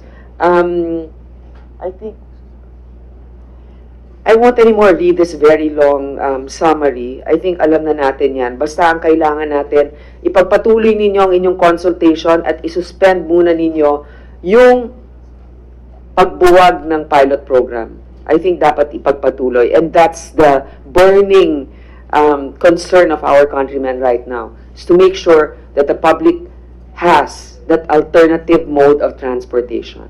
So maraming salamat po. This hearing is suspended. Thank you.